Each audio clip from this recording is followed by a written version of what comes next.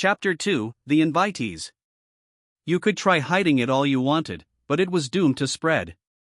In short order, the rumors had reached the ears of leaders in the nations surrounding the forest of Jura. Hinata, the saint, was defeated by Rimuru, the demon lord.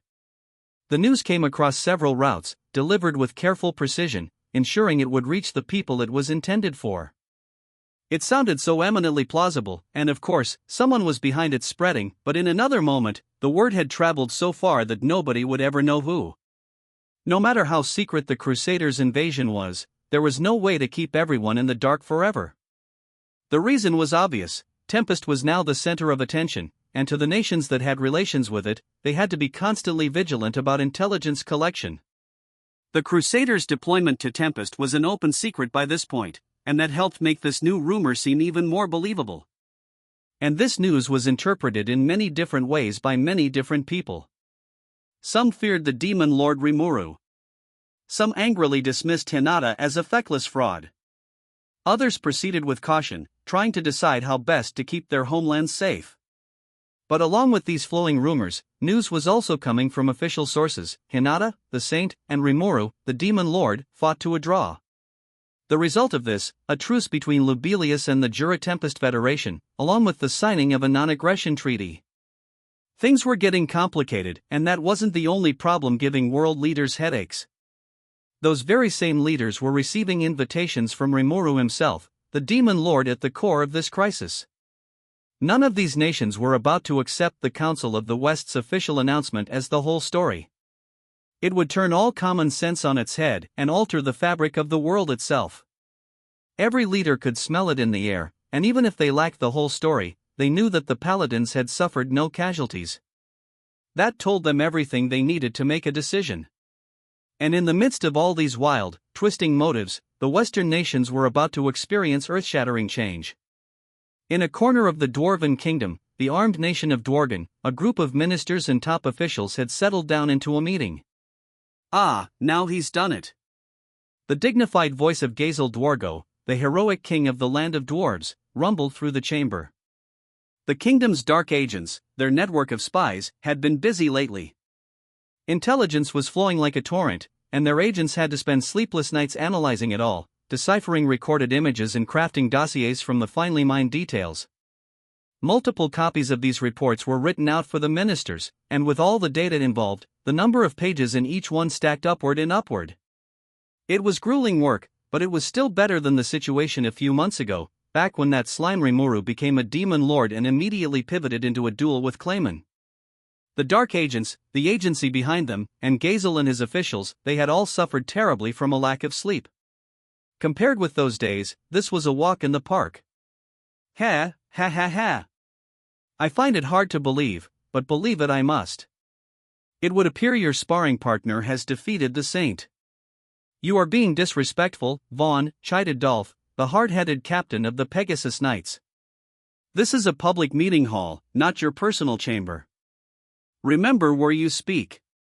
Vaughn shrugged and gave him a languid nod before turning a more vengeful eye toward the ministers and coughing once. Do not berate him too much, Dolph, King Gazel said. I am as surprised by this as anyone. I am sure Vaughn couldn't help but laugh. The assembled members had no choice but to accept this. The news had shocked them all. Now was no time to go on about Vaughn's lack of decorum. The reports in their hands laid out all the details behind recent events, and it was a roller coaster of a read from start to finish. Over 100 Crusaders, the strongest force among humankind, had staged a clandestine violent assault on the nation of monsters. Even Henrietta's dark agents, the pride of Gazel, had only picked up the news the other day, or really, only found out once battle began. And if the dark agents knew, there was no doubting every other nation's secret service did. Tempest, after all, was crawling with spies. Rimuru seemed to be aware of them, but essentially left them be, perhaps to better advertise his moves. Once full-bore combat began, even the most amateur intelligence organization would know what was going on. In the end, the Crusaders lost. The demon lord Rimuru had won, and without killing a single one of them. The dark agents sadly failed to witness the battle for themselves, but that was the report they gave. But your majesty, Henrietta said, I saw it happen myself, as she explained, she was around to see the fight eventually devolve into a one-on-one duel between Hinata and Rimuru. However, due to an onrush of out-of-control magicules, the dark agents were blocked from magically eavesdropping on the event. We also detected a powerful aura surrounding the area, and we believe that was the cause of this. So someone triggered a magicule storm powerful enough to block all monitoring magic? It was not a magicule storm, Lady Jane, so much as a clash of opposed energy waves triggering a jamming signal. Mused Jane, the elderly archwizard of the kingdom. So you didn't see how this duel ended yourselves? Why are you so sure Hinata lost? Hinata, all-powerful head of the Crusaders, required no introduction to Jane.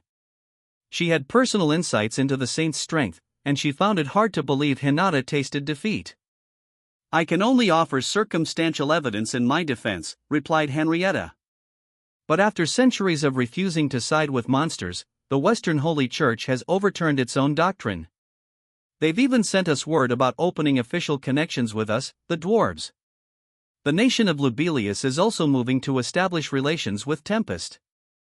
Word of this has been sent to governments worldwide, and we are now awaiting the official proclamation. These are drastic changes, and I believe they offer the clearest evidence yet that Hinata was defeated. Certainly, if those human supremacist blockheads so quickly changed their tune like that, I suppose it means something must have forced their hand. But King Gazel, you know this means there's a greater chance than ever that the demon lord Rimuru has grown more powerful than you, do you not? Jane seemed to find even asking the question painful. Hinata, the saint, and Gazel, the master of the sword, were an even match, whether Gazel wanted to admit it or not. If Hinata just lost, simple logic dictated that Rimuru now outclassed Gazel. Ridiculous. How dare you insult His Majesty, Lady Jane? The ministers howled at Jane, but she refused to budge. As far as she was concerned, the truth was the truth. And Gazel agreed. That much growth in the space of a few months? Vaughn casually asked. The question was greeted by a snort from the king. It's no longer a matter of growth, my good man. He thought. Even the last time they met, something about the demon lord Rimuru seemed strange. This wasn't some gushing geyser of pure force in front of him, everything was calm. He couldn't feel a thing. Gazel's own power, the unique skill tyrant, which let him see through everything, even other people's thoughts, gave him no insight at all into the creature.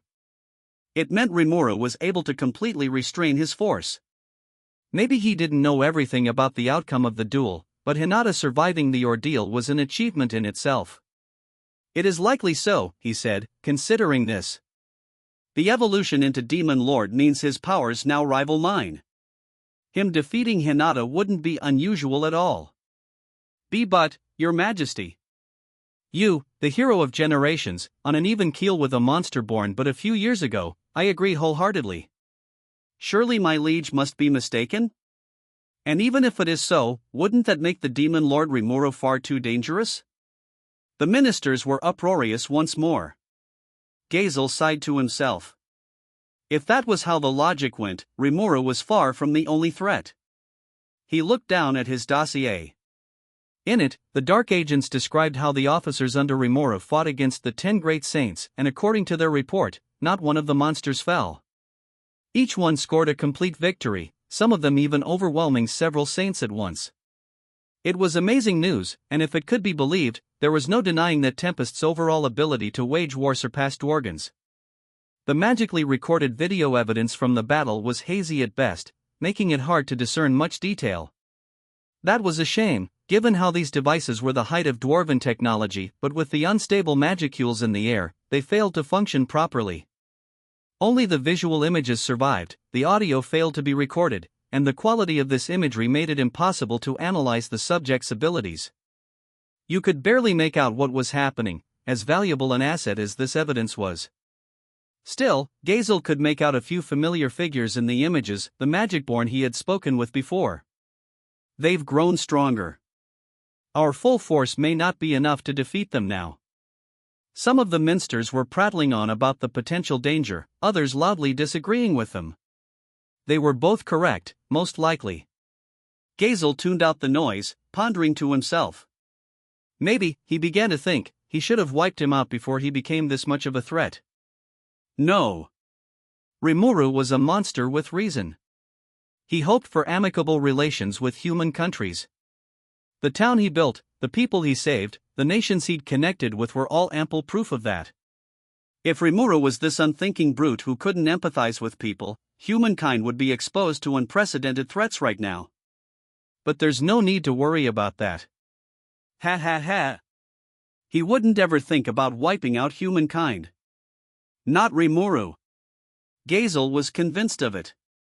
Rimuru killed the demon Lord Clayman, he did not kill Hinata. That alone indicated to Gazel that Rimuru went out of his way to avoid antagonizing humankind. It was easy for him to drone out the minister's concerns with laughter. Ha ha ha. No need to worry. I will remind you that Rimuru remains my erstwhile partner in the martial arts. It would also behoove you to remember that we have backed the nation of Tempest earlier than any other nation. From him, we have earned the most trust he has given anyone. Do you intend to do away with that trust and doubt his intentions? He glared at the ministers, using some of his majesty to cow them into submission. It did the trick, restoring them to civility. Why, yes. Think of it that way, and it would be foolish to abandon our trade with them, quite. The goods we take from them have immeasurable appeal. And we've even transferred recovery potion manufacturing to them. Whether in the form of technology exchange or anything else, a relationship must be based on trust. Why is there any need for us to panic? Yes, no need to worry at this point. They glanced at each other and smiled somewhat sheepishly. Gazel grinned at them. To the Dwarven Kingdom, which valued fairness as a core tenet, being a demon lord was no reason for discrimination. All the ministers seemed to remember that now, and Gazel was glad to see it. Yes, Rimuru had obtained astonishing strength, but looking back at past events, there was no doubting his trustworthiness as a person. They were still building a friendly relationship, keeping that going was the obvious choice. Besides, Rimuru said he was an otherworlder, bringing with him knowledge of other planets and the drive to bring it to life with his vast litany of skills. The fact that he was pushing all this development forward mainly to satisfy his own self-centered cravings for luxury was nothing short of fascinating. Plus, his followers always carried out his orders with a smile, no matter how outlandish. Tempest and the Dwarven Kingdom were already connected with a highway, winding its way over mountains and through valleys and providing safe passage for anyone who used it. Rimuru's monsters blazed that trail, and all it took was an idea and a simple word or two from him. Things that otherworlders of the past abandoned as being too costly or labor-intensive were no obstacle to Rimuru. He had the core strength needed to brute force it all to life. He had a drive backed by an army of loyal monsters. How envious I am, Gazel mused. No matter how difficult the problem, Rimuru could just offhandedly say figure it out. Good luck, and his monsters would do their level best. They all assumed that was normal, none doubted him. Maybe it was that Slime's most fearsome asset of all, that genius-level ability to trick people into doing his bidding. For better or for worse, this demon lord was an entertaining one. And perhaps he's been tricking me, too, this whole time. But, Gazel reasoned, that was just fine. If Rimuru was pursuing the kind of world he saw as ideal, what would result from that? Gazel was keenly interested in finding out. He wanted to see it. It'd trigger a Temel war, a struggle between mortals and angels, and Rimuru knew that. But he'd probably just fight back. Tempest had a terrifying military force backing it up, perhaps terrifying enough to fend off a horde of angels. And Gazel was willing to cheer him on. The demon lord Rimuru and I may not be related by blood, but we are brothers, he growled, his voice dominating the meeting hall. As long as he does not lose his heart for humanity, let us provide him with as much support as we can, and let us welcome a new era and the budding of a new civilization. If anyone objects to this, let them speak now. That was, in effect, the king of the dwarves announcing his decision. Vaughn, the admiral paladin on the force, smiled. You've got me on your side, King Gazel. You're the boss. My lord, stated the knight assassin Henrietta, I will always serve as your shadow and follow every whim of your heart. Yes, do what you like. I am old, with little time left to live, but if my last few years may be happy ones, I will follow you as far as you may go, my lord. Jane still looked pretty healthy, despite her words. This was just her way of saying that Gazel enjoyed her support no matter what happened. Finally, Dolph, leader of the Pegasus Knights, sighed and shook his head. If that's what you all have to say, I suppose I'll have to clean up the mess that results. You'll need someone to keep him in check, won't you? That was his role, most of the time, and Dolph didn't resent it. The heroes of dwarfdom were in unison, and a new policy was forged. But while nobody would defy their supreme leader's decision on the surface, some of the ministers were still of different minds. They would nonetheless offer their support, hiding their own intentions under the protective front of the administrator's decisions. There was just one reason for that. As part of a nation leading the world in technology, something about budding new civilizations struck a chord with them. Toiling away at their research, making only piecemeal advances, offered no hope of major developments. This demon lord, meanwhile, was pushing the envelope and demonstrating zero fear of anyone stopping him. Vester, their former colleague, reported as much to them, and some in the room had started to envy the freedom the man enjoyed. How dare Sir Vester just leave and join that band? Unforgivable. Yes. Did you hear about the new barriers built on the highways to ward off monsters? And the lighting, too. I hear of new communication devices under development as well. Potions weren't enough for him, were they? I can't believe how jealous or how outraged I am. It was starting to become clear where the ministers' hearts and minds truly were. Gazel snickered, then cleared his throat, a signal for everyone to stay quiet. The minister's eyes focused on him. Our conclusion is clear. Our nation must trust in the demon lord Rimuru and walk forward in unison with him. Let us receive the fruits of their labor, keeping the technology they develop for ourselves. Thus, if they ever are defeated by the heavenly army, that technology will never be lost. Such is the will of the armed nation of Dworgen.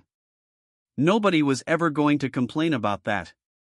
King Gazel always prioritized his own nation above all else. The ministers bowed their heads at once, expressing their agreement. Ha ha ha. Not letting go of the goods, huh? I appreciate how you aren't couching it in rosy vocabulary, at least.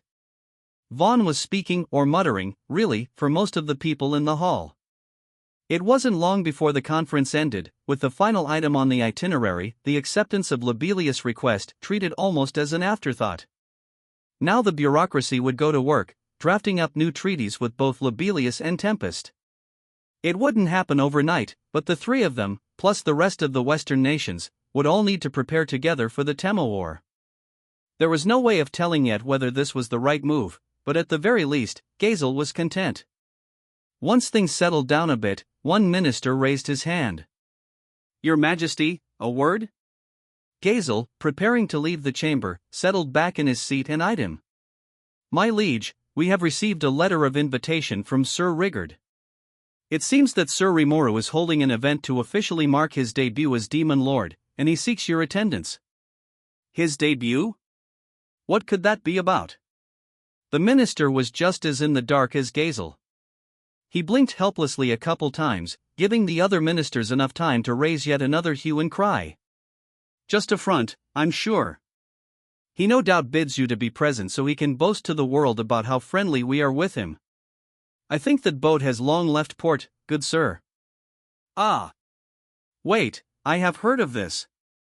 Vester sent word that the monster nation wishes to hold a grand festival to shore up its public image. He himself is serving as an advisor to their administration, and they are preparing quite a number of festivities for the occasion. Vaughn gauged the ministers, a thoughtful look in his eyes. How interesting. I do recall how wonderful their accommodations were. I was allowed to bask in a hot spring, the food was excellent, and the conduct of their servants impeccable. I knew Vester was training them, but plainly he did his job well.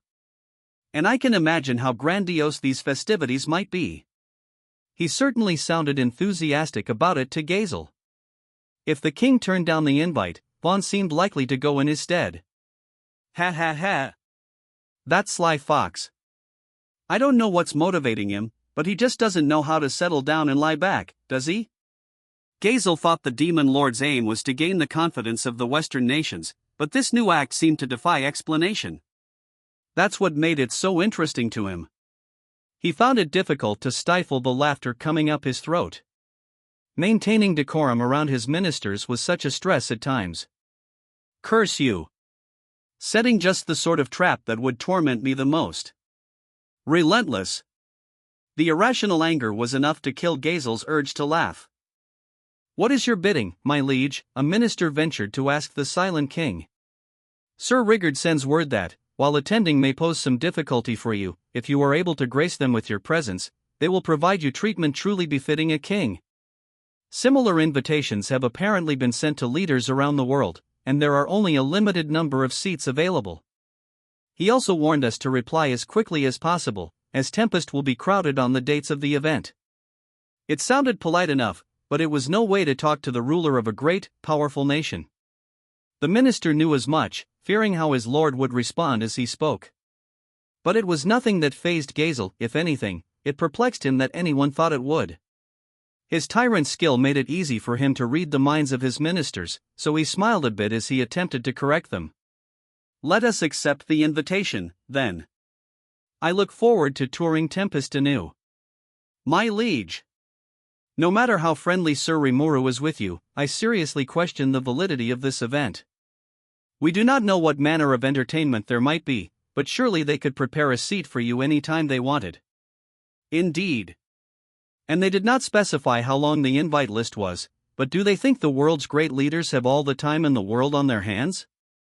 No, they will not accept such a sudden request so readily. And your majesty personally traveling to the event presents some serious issues, if I may say so. The ministers weren't in the wrong. But Gazel paid them no mind. I am not so sure about your concerns. If anything, this move shows supreme confidence on his part. You see, my ministers, you only know of him from the time he traveled to our gates.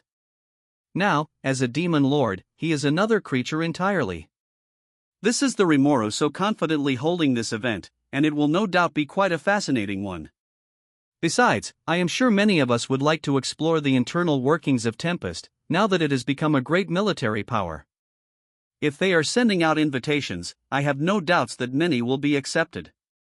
Just as Vaughn said, the lodging provided is superb, and if they want to establish a guest list sooner rather than later, it must surely be so they can provide the best service possible to their visitors. Very true, Vaughn agreed. He certainly did strike a bolder image as Demon Lord.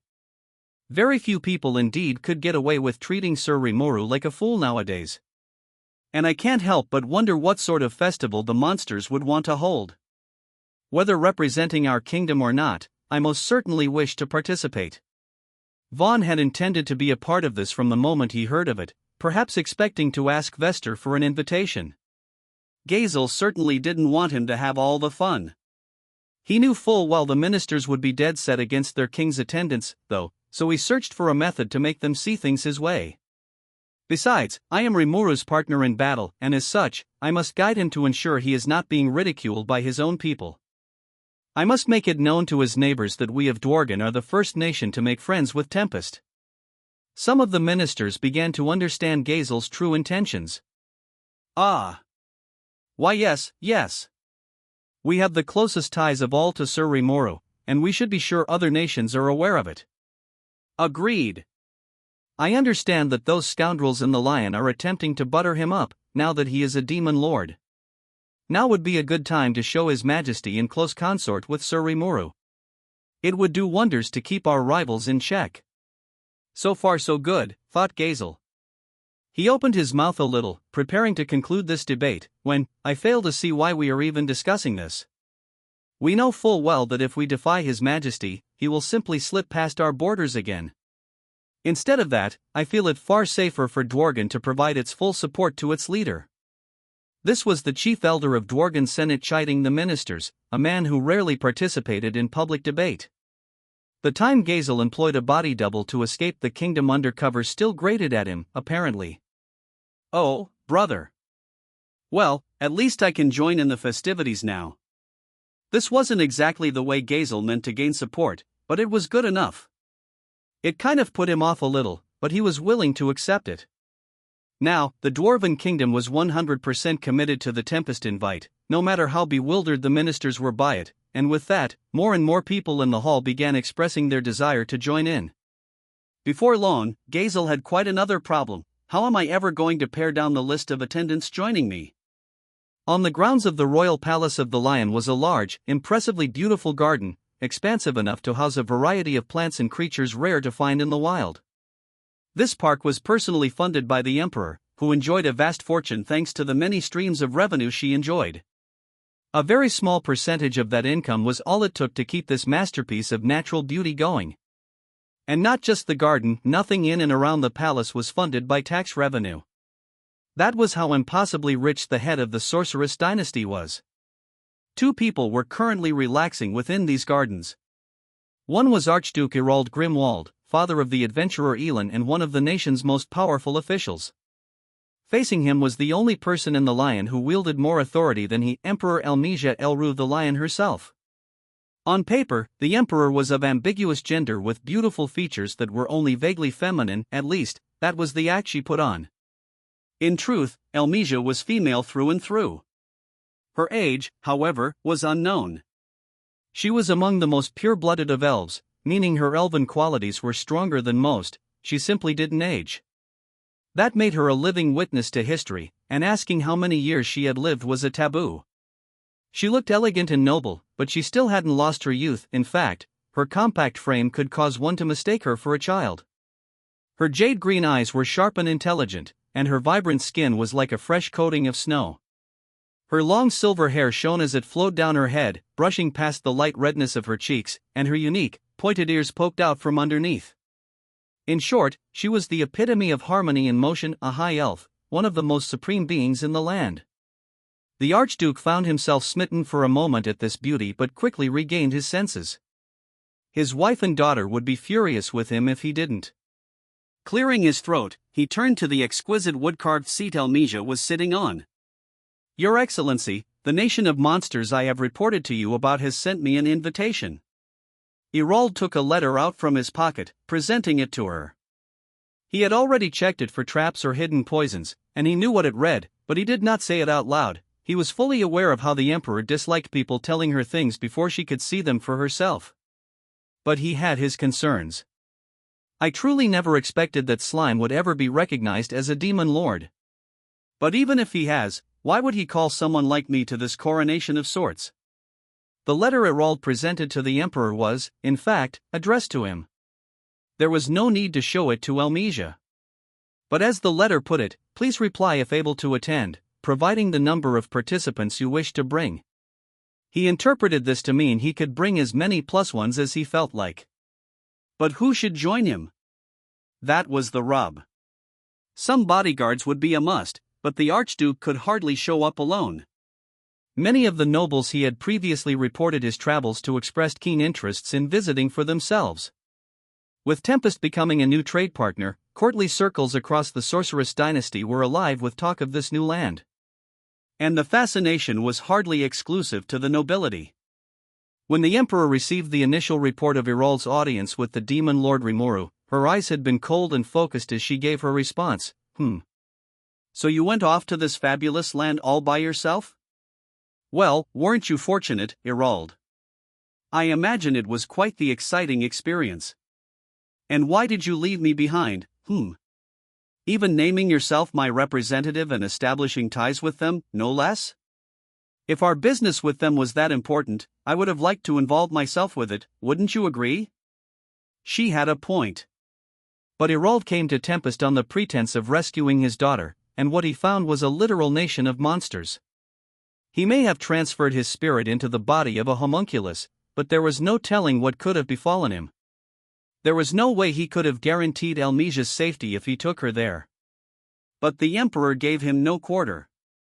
If that is the charming sort of slime you met, I wish I could have seen him for myself. And meeting with a demon lord so soon after his birth? Why, I've lived for many, many years, and not even I have been graced with that opportunity. And look at you, hogging it for yourself. Does the term abandonment mean anything to you? Imagine being treated this way by my own people. What a pitiful leader I am, she had continued in this vein for a bit longer before wrapping it up like so. I've never been so envious, so offended in my life, I don't think. You, taking in all this risking all this danger and going off by yourself. It is scandalous. Almesia's rebuke was really more whining than scolding. Most of her vassals only knew her unreadable mask and assumed the heart beneath was just as icy. She only showed this side of her personality to Archduke Irald and one other, although Irald took the brunt of it. If only they knew what's actually underneath, he always thought. However, thanks to the Emperor's pouting, the budget for this effort had been frozen, their plans to share technology with Tempest delayed for the time being. Irald wanted to soothe her hurt feelings about it all so they could get the ball rolling on the tech swap again. If he decided to join the festivities solo without informing Almesia, he'd most certainly be inviting her rage upon him. By that point, he feared, the frozen budget would be the least of his worries. This Demon Lord coronation was, in its own way, a show of force. It was devised to display Rimuru's strength as Demon Lord to the nations around him. They would be holding a festival in conjunction, along with assorted unspecified but large-scale entertainment. There was no way the eternally bored Almesia would pass up an opportunity to attend such an exciting-sounding event.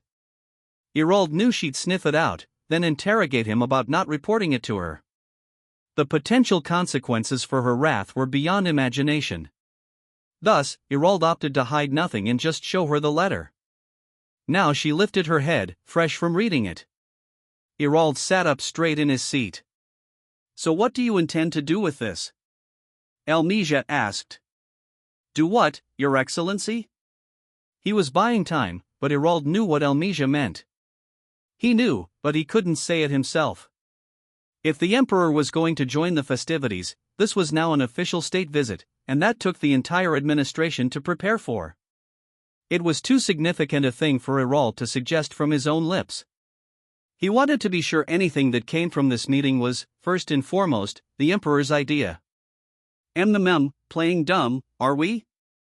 Do you know, Irald, of the sweet pastries we procured from that man Yoshida's bakery? They're far tastier than they used to be, aren't they? Could you venture a guess as to why? Irald fell silent. This change of subject was unexpected. Or are you saying a strategic genius such as yourself is oblivious to the goings-on in the streets? What a disappointment. I apologize, Your Excellency. By Yoshida, you refer to the baker who runs the establishment in Inglesia you enjoy so much? I believe the kingdom provides for his personal safety as an otherworlder, despite his lack of fighting skill. I was unaware that his work was distributed to the Lion, but how is that related to Sir Rimuru's invitation? If you didn't know something, better to be honest and ask. Maybe you can't get away from that if you're dealing with a stranger, but Irald was intimately familiar with the Emperor. She even let him look at her unobscured face, a right granted to a tiny handful of people in the Lion.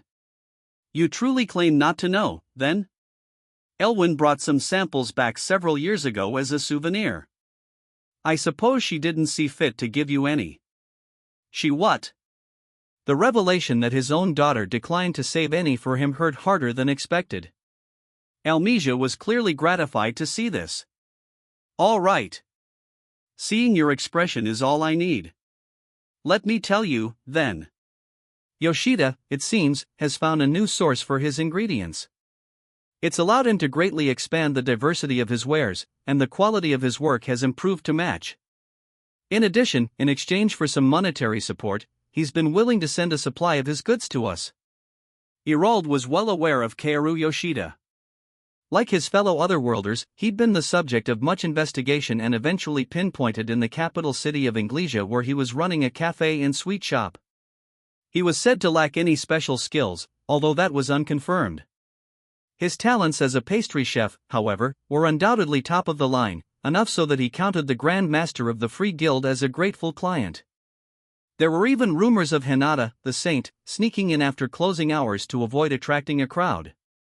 Thus, Irald already knew him as a successful tradesman, but Almesia wasn't done speaking yet. So you know I invited Yoshida here once. Elwyn, you see, brought along the most tremendous cake I've ever had. I was hoping I could have him become the Empire's official dessert specialist. But he turned me down.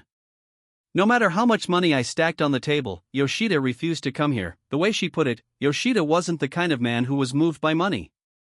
Instead, she made do with having a small selection of souvenirs purchased for her. Your Excellency, what are you doing? Irold resisted shouting the thought out loud. But she still wasn't done. Recently, Yoshida apparently sent word that he'd be closing soon. I'm not sure if he's moving or opening up another location. But losing my dessert supply during his hiatus would be a nigh unbearable blow, wouldn't it? Not especially, no.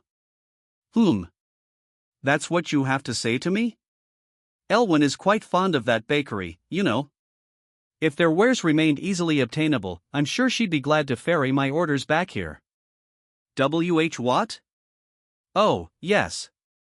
She already comes back here for our regular tea parties. This was monumental news. Irold thought his daughter hadn't come near the lion for years. Elmesia's revelation was a heavy blow. He already knew the 2 bodyguards assigned to her weren't exactly the most reliable agents out there, but he hadn't heard a word of this from the other observers he had hired to watch over her. He resolved to rake them over the coals about this later, but for now, he had to press Elmesia for more. This is grave news, is it not? Oh, yes, it is. But I've used some of my authority and funds to obtain some rather interesting information. What is it? Well, of all the places, it turns out that this baker is seriously considering a move to the nation you visited, Tempest. So tell me, what were you doing over there? This actually jogged Irold's memory a bit. Every meal he had at Tempest was a delight. His daughter Elin practically wept tears of joy at first sight of their dessert selection. He even recalled her jumping up and down, Shuna's perfectly recreated that new recipe, and the like. Was that what she meant? Irold cried as the pieces fell into place. Elmesia sighed. Are you sure you still have all your marbles, Archduke? Irold wasn't so sure any longer. I am sorry, he apologized, and he was entirely sincere. Now he saw what the Empress was displeased about. She suspected that Irold was hoarding all the sweets for himself, something he never would have done, even if it was for his daughter's sake. Nothing is ever too good for your daughter, after all. Now, at least, Irold's name had been cleared. Instead, Elmesia was now busy yelling at him about being totally oblivious to everything. Irold dutifully accepted it. But, Your Excellency, how will we respond to Sir Rimuru? Elmesia gave her companion a satisfied grin. Yes, well, she was acting all stately about it but didn't seem too interested in giving an answer. It irked Irold, but he wasn't foolish enough to offer his own words. As stated, the Emperor visiting a foreign land was a national-level project. If Irold brought up the idea first, he could see himself being shouted down by criticism. People would get in his way, it'd turn into a big mess. The Sorceress dynasty was established by the Emperor Elmesia, its sorceress sovereign, and the 13 royal families and other rulers under her gave her their total loyalty. In general, each family was responsible for governing their own fiefdoms, while the imperial court ran on the taxes they provided. None of the royal families had their own standing armies, all of that was concentrated on the empire side. The emperor was Thalion's commander-in-chief, responsible for arbitrating across fiefdoms and nations. Irold was born into one of these 13 families. His mother, Elis Grimwald, was the matriarch who ran it. This Elis was also the grandmother of Elmesia herself, the only other person in Irold's life he was forced to submit to. Irold's elder brother, the father of Elmesia, had been killed in battle with monsters. It was an event that happened both before Thalion's founding and well before Irold was even born. It made Elmesia his niece, even though she had lived far longer than him, another reason he owed her at least some respect. What about the other royal families besides Elis's? They were, to say the least, often very peculiar. Some holed up in their domains, refusing to take any part in imperial administration, while others took advantage of their posts to actively participate in internal politics. Elmesia never made any policy statements herself, so a number of local nobles struggled to gain power for themselves instead. As Archduke, one of Irold's tasks was to keep an eye on people. That was why he had to be careful here. If this was just a pleasure trip, that was one thing, but many people would fault him for organizing a journey to a literal monster den. It could give them an excuse to strip him of his position. He personally doubted it, but some of the nobles might have even been scheming to eliminate the emperor from the picture entirely. To keep that from happening, he knew he had to be thoroughly prepared. "Ah, you worry too much, Irold." "Why, Your Excellency? No matter what those little fish think, none could ever exact revenge against me." Elmesia was changed now. She looked, and felt, like a ruler and emperor with absolute power, one who never allowed rebellion even once in her life. As long-lived as she was, all the great kings and leaders of the world, even Irold himself, looked like nothing but a street gang formed of children. Irold tensed up and nervously swallowed. He could speak frankly with her thanks to sharing a bloodline, but technically speaking, she was far, far above him. He was lauded as a champion of the people himself, but Elmesia was on a whole other level. It was impossible not to be nervous around her. That demon lord. His name was Rimuru, yes, she said. We cannot let our guard down. How do you mean? She was stating the obvious. He was strong, obviously, and you couldn't discount the leadership he showed guiding his monsters. And there was never a demon lord who tried to build cooperative relationships with the nations around them before. But Elmesia wasn't one to verbalize such an obvious point, hence why Irold asked for clarification. This Rimuru, he rather easily accepted our request to build a highway to the lion, didn't he?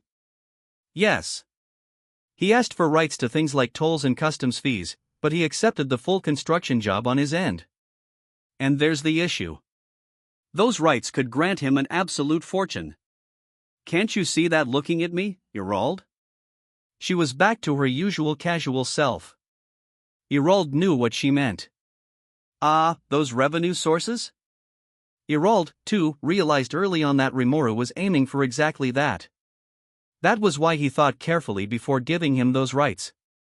But now Elmesia was giving him a supercilious chuckle.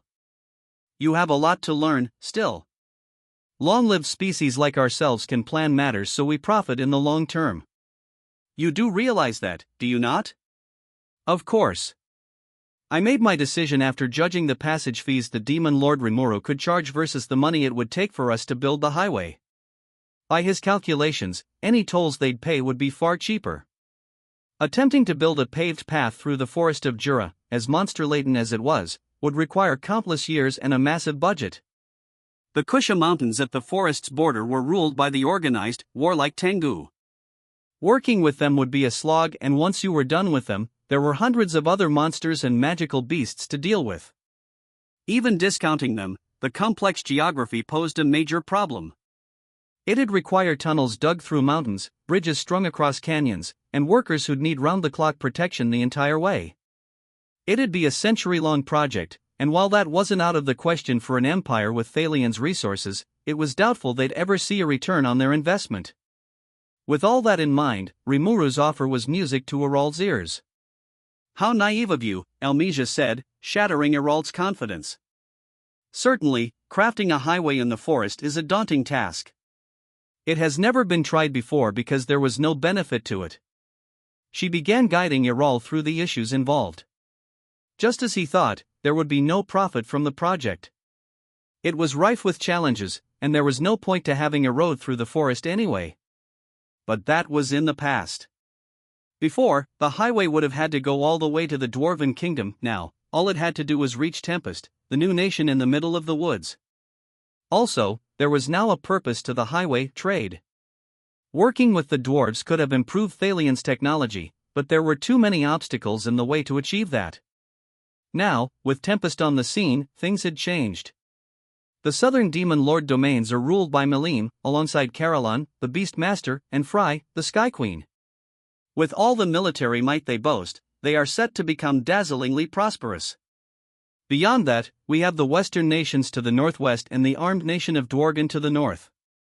This new nation, Tempest, is nestled right between them, is it not? It is, yes. Irold felt he understood what Elmesia was driving at. He still didn't see how that meant he had erred. Things change over time, after all. That land had no value up to now, but as Elmesia pointed out, it now had boundless potential. Situated at a key location between multiple forces, it was bound to become a meeting point for all their cultures, and it was destined to grow rapidly. That was what the Demon Lord Rimuru wanted, and this was why Irald, deftly realizing this ahead of the crowd, wanted to firm up relations with him. But building a road to this new nation, as he knew full well, was a high-cost, high-risk endeavor. I decided that instead of embarking on a project that would require military support to back it up, it was better to secure profits through payment of their usage fees. He was confident he did the right thing. But the response failed to wipe the smile off Almesia's face. You aren't incorrect. We haven't sustained any losses, and normally, I would congratulate you on a job well done. But he is just as long-lived as us. A demon lord, remember? And if you sign an agreement with no binding time limit, you need to think much more carefully about it than that. I give you 8 points out of 10. What we should have done is lend a hand in the construction effort. We should have selected personnel and built our own teams to handle the roadwork. They, meanwhile, could have focused solely on security. If we gave them at least a token effort at cooperation, that would have made our fee negotiations much easier. From now until the end of time, the Demon Lord Rimuru would hold all rights to the highway. And given their lack of cooperation at the beginning, these conditions would be frustratingly difficult to overturn. This was a demon lord, any attempts to coerce him with force would be the height of folly. Almesia was right, and Irald, with his single-minded focus on profits, was wrong. This is why I always accuse you of being stubborn, Irald. You may be smart enough to notice when the tides are changing, but you can't hold on to your preconceptions like this. Irald was forced to admit it, she was right. The construction work would be dangerous, but if he had considered that compromise option, the costs wouldn't have been too high to consider. And bringing in people from the Lion could have led to the sharing of technical expertise, which would allow the Empire to take in Tempestian know-how for itself. What have I done? I failed to read that far into it. He could practically see Rimuru bloating in front of his face. But it was far too late to linger on the issue. So about my response to this invitation, Almesia's face grew sterner. Irald sat up, nodding at her. Between the sweet shop and the highway, it's clear Rimuru is well versed in human customs. There's no doubting his status as a former Otherworlder, but now he possesses the power and authority to utilize his knowledge and experience fully. Demon Lord or not, he is truly extraordinary. Grandmaster Yuki Kagarazaka and Captain Hinata Sakaguchi, both disciples of the hero Shizue Izawa, may hold considerable clout in the Western nations, but neither is a match for Rimuru. If we want to be on good terms with him going forward, we can't afford not to attend this.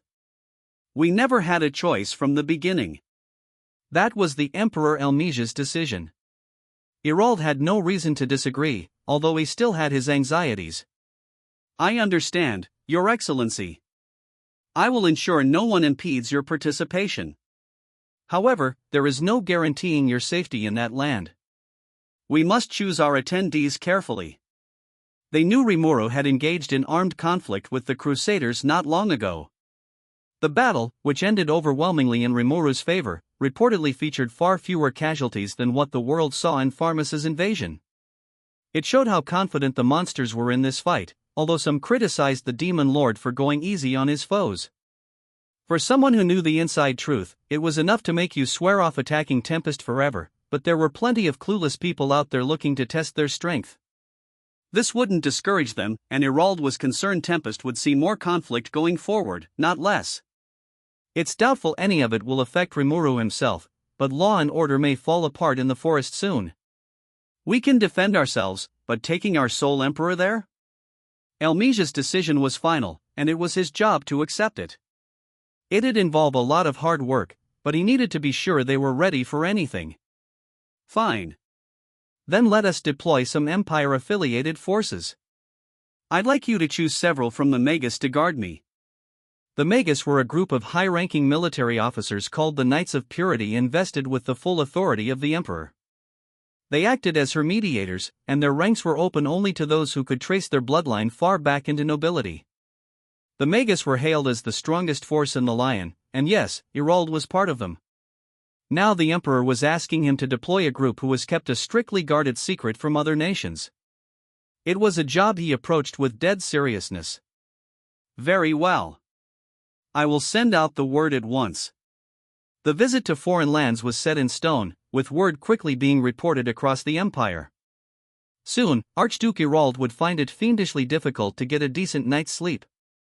In the headquarters of a trading company in the kingdom of Blumund, Garden Jalmile was starting to wonder if this constant stream of visitors would ever end. As a merchant who held sway over a litany of commercial ventures, Jalmile had a knack for accurately judging people with a single glance. Some people came to him purely in search of money, others arrived seeking new business ventures. Occasionally, he'd see nobles who'd fallen on hard times, approaching him with all manner of fishy-sounding offers. He was sick of dealing with them all, but sometimes he'd actually see people with real, concrete money-making ventures for him. That was why he refused to leave this job to someone else. These facts were on his mind as he shooed away yet another charlatan and asked the next client to come in. This was a well-dressed man, but Jalmile wasn't fooled. The fabric of his clothing was of decent quality, but the style was outdated. He couldn't afford a custom outfit in the latest fashion, so he was making do with last year's model. No, this man wouldn't be worth his time.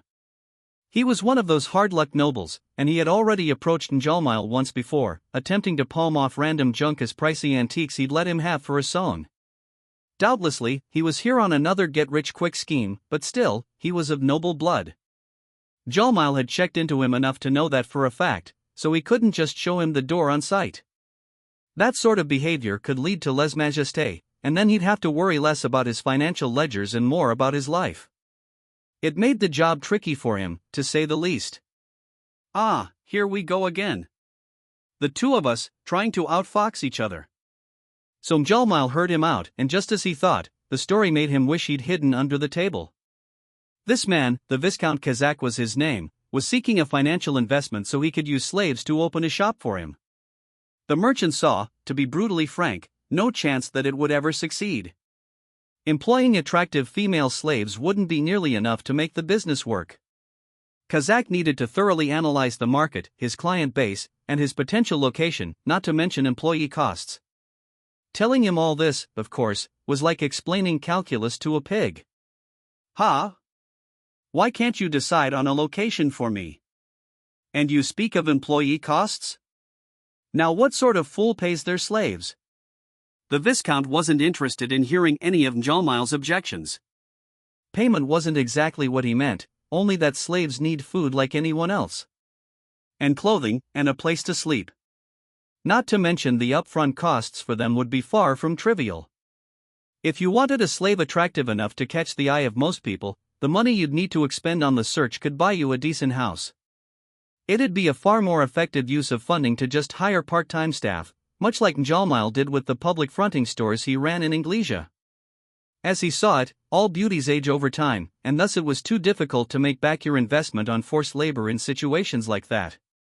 If you were aiming for quick profits running a sexually themed establishment, you needed to be even more careful laying the foundations, or else your place would become a hive of disease, which, again, would make both Kazak and Jalmile criminals. The merchant sighed to himself. There was no way in this lifetime that he'd ever accept such a hazardous proposal. Yes, indeed, my good Viscount, you have a discerning eye. I must take my hat off to your wisdom. However, regarding the slaves you mention, I fear it may be difficult to procure them at this time, would it not? Human trafficking is banned in this kingdom, and even if you turn to the illegal trade, I fear you may not find the quality you are looking for, you see. He tried his best to make his rejection sound as inoffensive as possible. It didn't work. Ah, well, about that. I actually have an in. I'll tell you about it, too, if you're willing to invest. But you know, I have to keep this discreet. All I'll say for now is that there's a certain elf in the picture. The way Kazak never missed an opportunity to put on airs rankled Jalmile, but he had the willpower to retain his composure. A master merchant like him could never physically reveal his disdain for his customers. Anyone who did was below third-rate in this trade and incapable of ever pinning down a large-scale deal. But this elf slave talk piqued Jalmile's interest. If he was telling the truth, that was beyond a luxury commodity. But even before that, Jalmile was a man with some influence in the underground, running a not-so-legal outfit and not afraid to engage in some dirty work now and again, albeit no more than he knew he could get away with. That was why he instructed his staff in this outfit to never stray past that one final line in their work, even though he knew he'd get off scot-free as their boss either way. Jalmile knew full well just how dangerous elven slaves were. An elf? Only serious organized crime would get mixed up in that. Elves were exceptionally long-lived. Many boasted mesmerizing beauty. They were intelligent, and most of them were well-versed in magic. If an elf had been enslaved, it must have taken some extremely underhanded means. Enslaving an elven citizen of the kingdom was impossible, so did they find one hiding in the forest, or? Jalmile had an idea what this could be. He had heard about monster hunts, where rich people seeking exotic pets hired hunters to capture monsters in the forest. But if a demi-human had been snared by one of these hunters, and an elf, no less, quite a few nations would never let that go by without comment.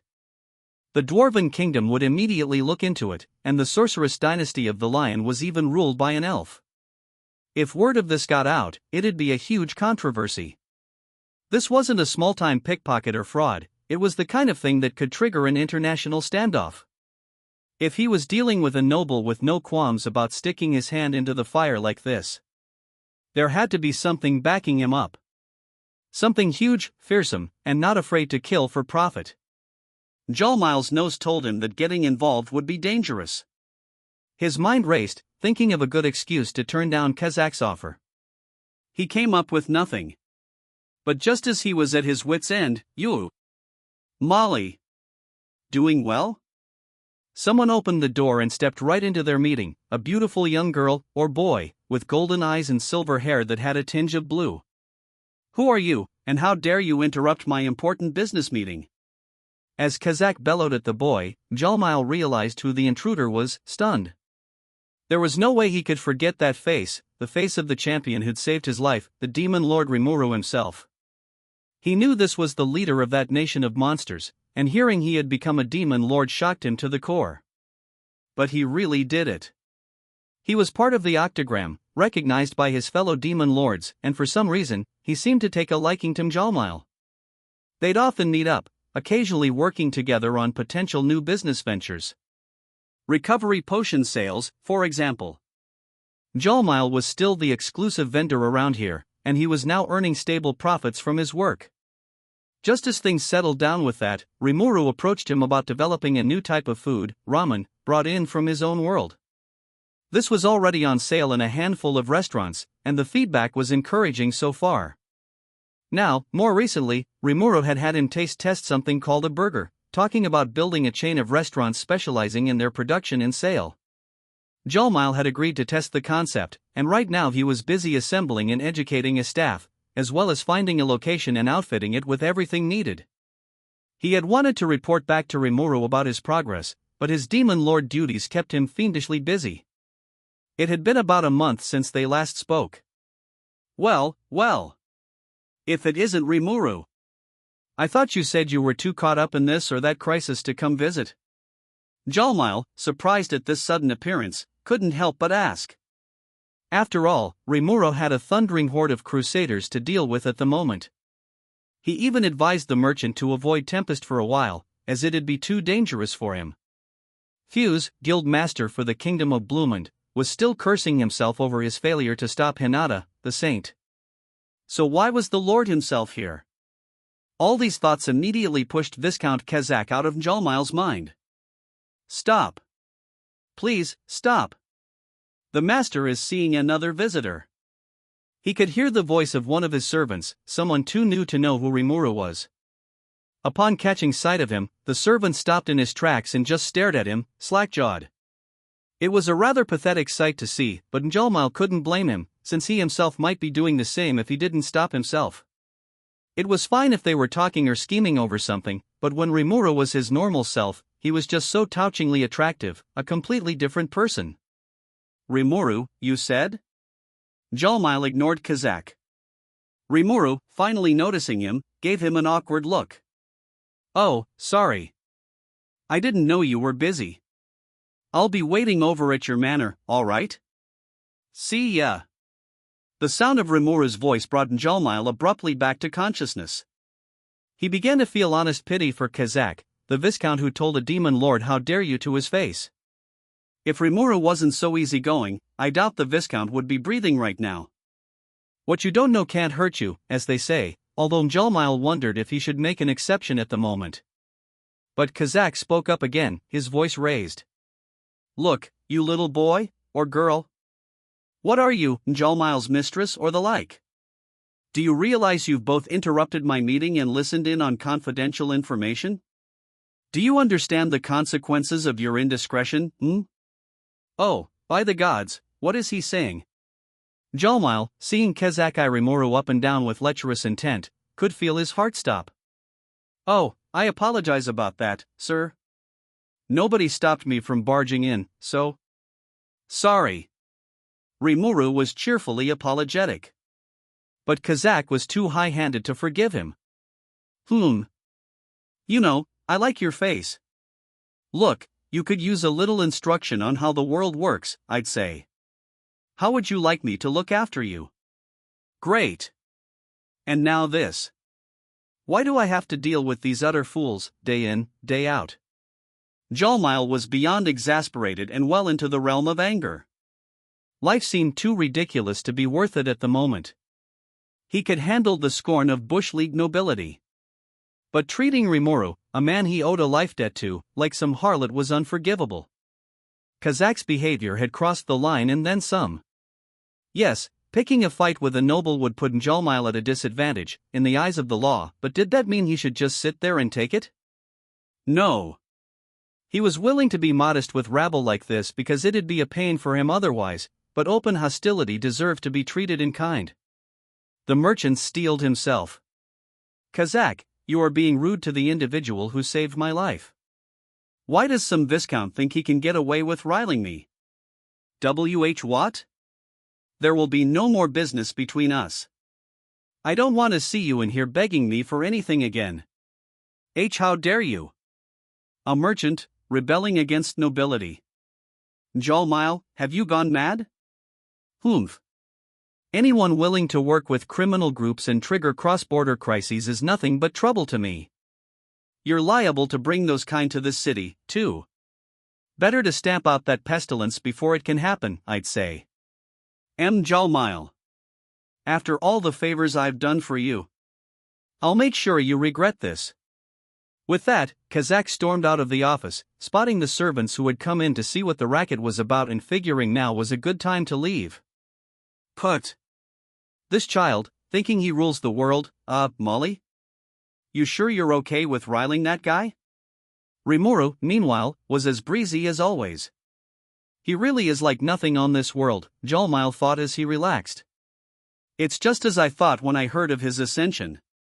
He never changes. He then dismissed all the other potential clients in his waiting room. In this world, there were certain opportunities you couldn't afford to miss. He wasn't foolish enough to misread the truly important things. He was a capable merchant, and he understood the importance of finding diamonds in the rough. But he also knew that some things were vital enough to abandon everything else for. And really, he couldn't find it in himself to make Rimuru wait any longer. Not because Rimuru was a preferred, profit-making customer of his. He knew Rimuru helped him out in his time of greatest need, and he thus felt an obligation to never betray him. To him, there was no such thing as a job more important than dealing with Rimuru. Has he come up with another scheme? He thought, growing excited as he instructed his staff to handle all other pressing matters for him. But in just a few moments, Njolmile's frustrating days of listening to endless strings of confident men and swindlers would come to an end, marking the start of a new chapter in his life. Njolmile guided me over to his manor. When his butler caught sight of us, he almost fell over himself bowing to greet me. I'd been here several times before, so he must have recognized me. I keep telling him he doesn't have to do that, but well. Njolmile, meanwhile, paid it no mind, smiling ear to ear as he gave instructions to his servants. I imagine he'd provide the same tea and snacks he always did.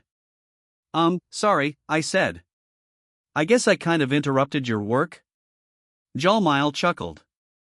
No, Rimuru.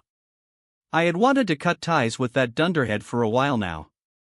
He kept barging into my office with all these outrageous schemes, using his noble title to bully me around. He winced, then explained the whole story to me. So that freaky-looking dude back there was nobility? I could fully extinguish my aura at this point, so I didn't need a mask or anything when traveling to human towns. I broke the thing when I ascended anyway, but I still kept it in my pocket, unrepaired, for the memories. That's why the guy must have thought I was female, but I wasn't about to be upset about that. I knew how to read a situation and go with it, unlike Veldora and Cheyenne, and I went easy on him because he acted pretty highborn. That was the right decision, I guess, but if Jalmile wanted him out of his life anyway, maybe I shouldn't have bothered. But what if the nobles start getting hostile with you? Wouldn't that make life difficult? It would, but that man, Kazak, is nothing but a parasite. Today he came in saying he wanted to deal in slaves. An elven one, even, elven? I fired back, surprised. I saw a bunch of elves in that Dwarven Kingdom nightclub. Elin had some elven blood in her, too. They were treated as demi-human, not monsters, and slavery was likely outlawed around here. Molly, I had taken to calling him that. Jalmile was a mouthful. Molly, wouldn't that be a crime? Yes, very much so. He was asking me to be an accomplice to a crime.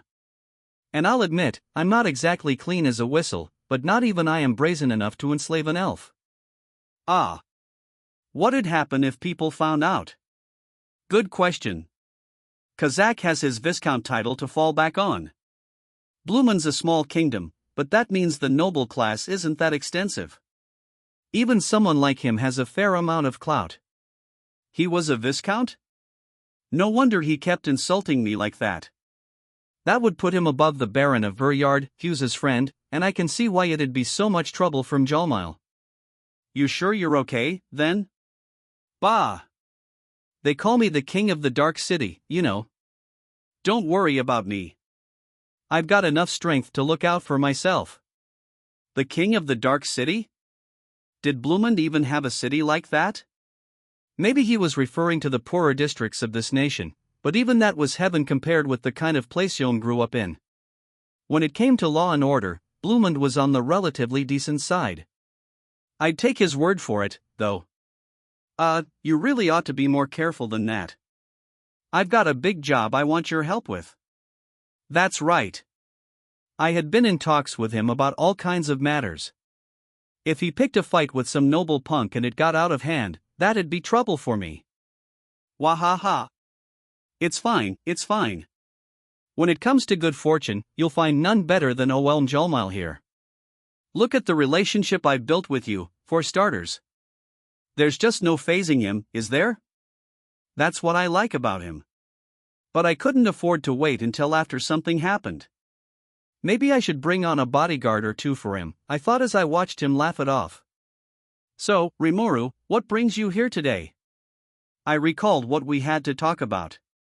We were planning to hold a grand festival, attended by the monsters of the Forest of Jura and all the world leaders from the human realms. We called it the Tempest Founders Festival, and we had already picked the dates for it. With things patched up between Hinata and me, all my anxieties were gone. The date of Yom's coronation as king had also been decided, and we had sent word to all the neighboring countries to help that plan along. Rigard and his team were busy writing up invitations to the leaders we wanted there, but they weren't the only ones in full work mode. News of the nationwide festival had riled up enthusiasm across all my domain's monsters, and each of my administration's departments was formulating plans to wow them during the event. Look at Shuna, for example. She intended to launch an entire lineup of new dishes to impress our guests, as well as open Tempest's first cafe, offering a variety of colorful cakes. Yoshida, whose cafe in Inglesia was now a favorite of mine, was assisting in the effort. He had once turned down every offer I sent him, but the moment he set eyes on Shuna, I could see him start to get fidgety. Before I opened this cafe, I enjoyed the support of a great number of people. I'd be happy to help you, too, but I can't really leave here. I hope you will reconsider, Shuna said with a polite and elegant bow, one hand over the other. It was a little show-off but powerful enough to shake the heart of any man. I figured it'd work well enough, but, flirting won't work on me, you know. If you want to convince me, do it in the kitchen.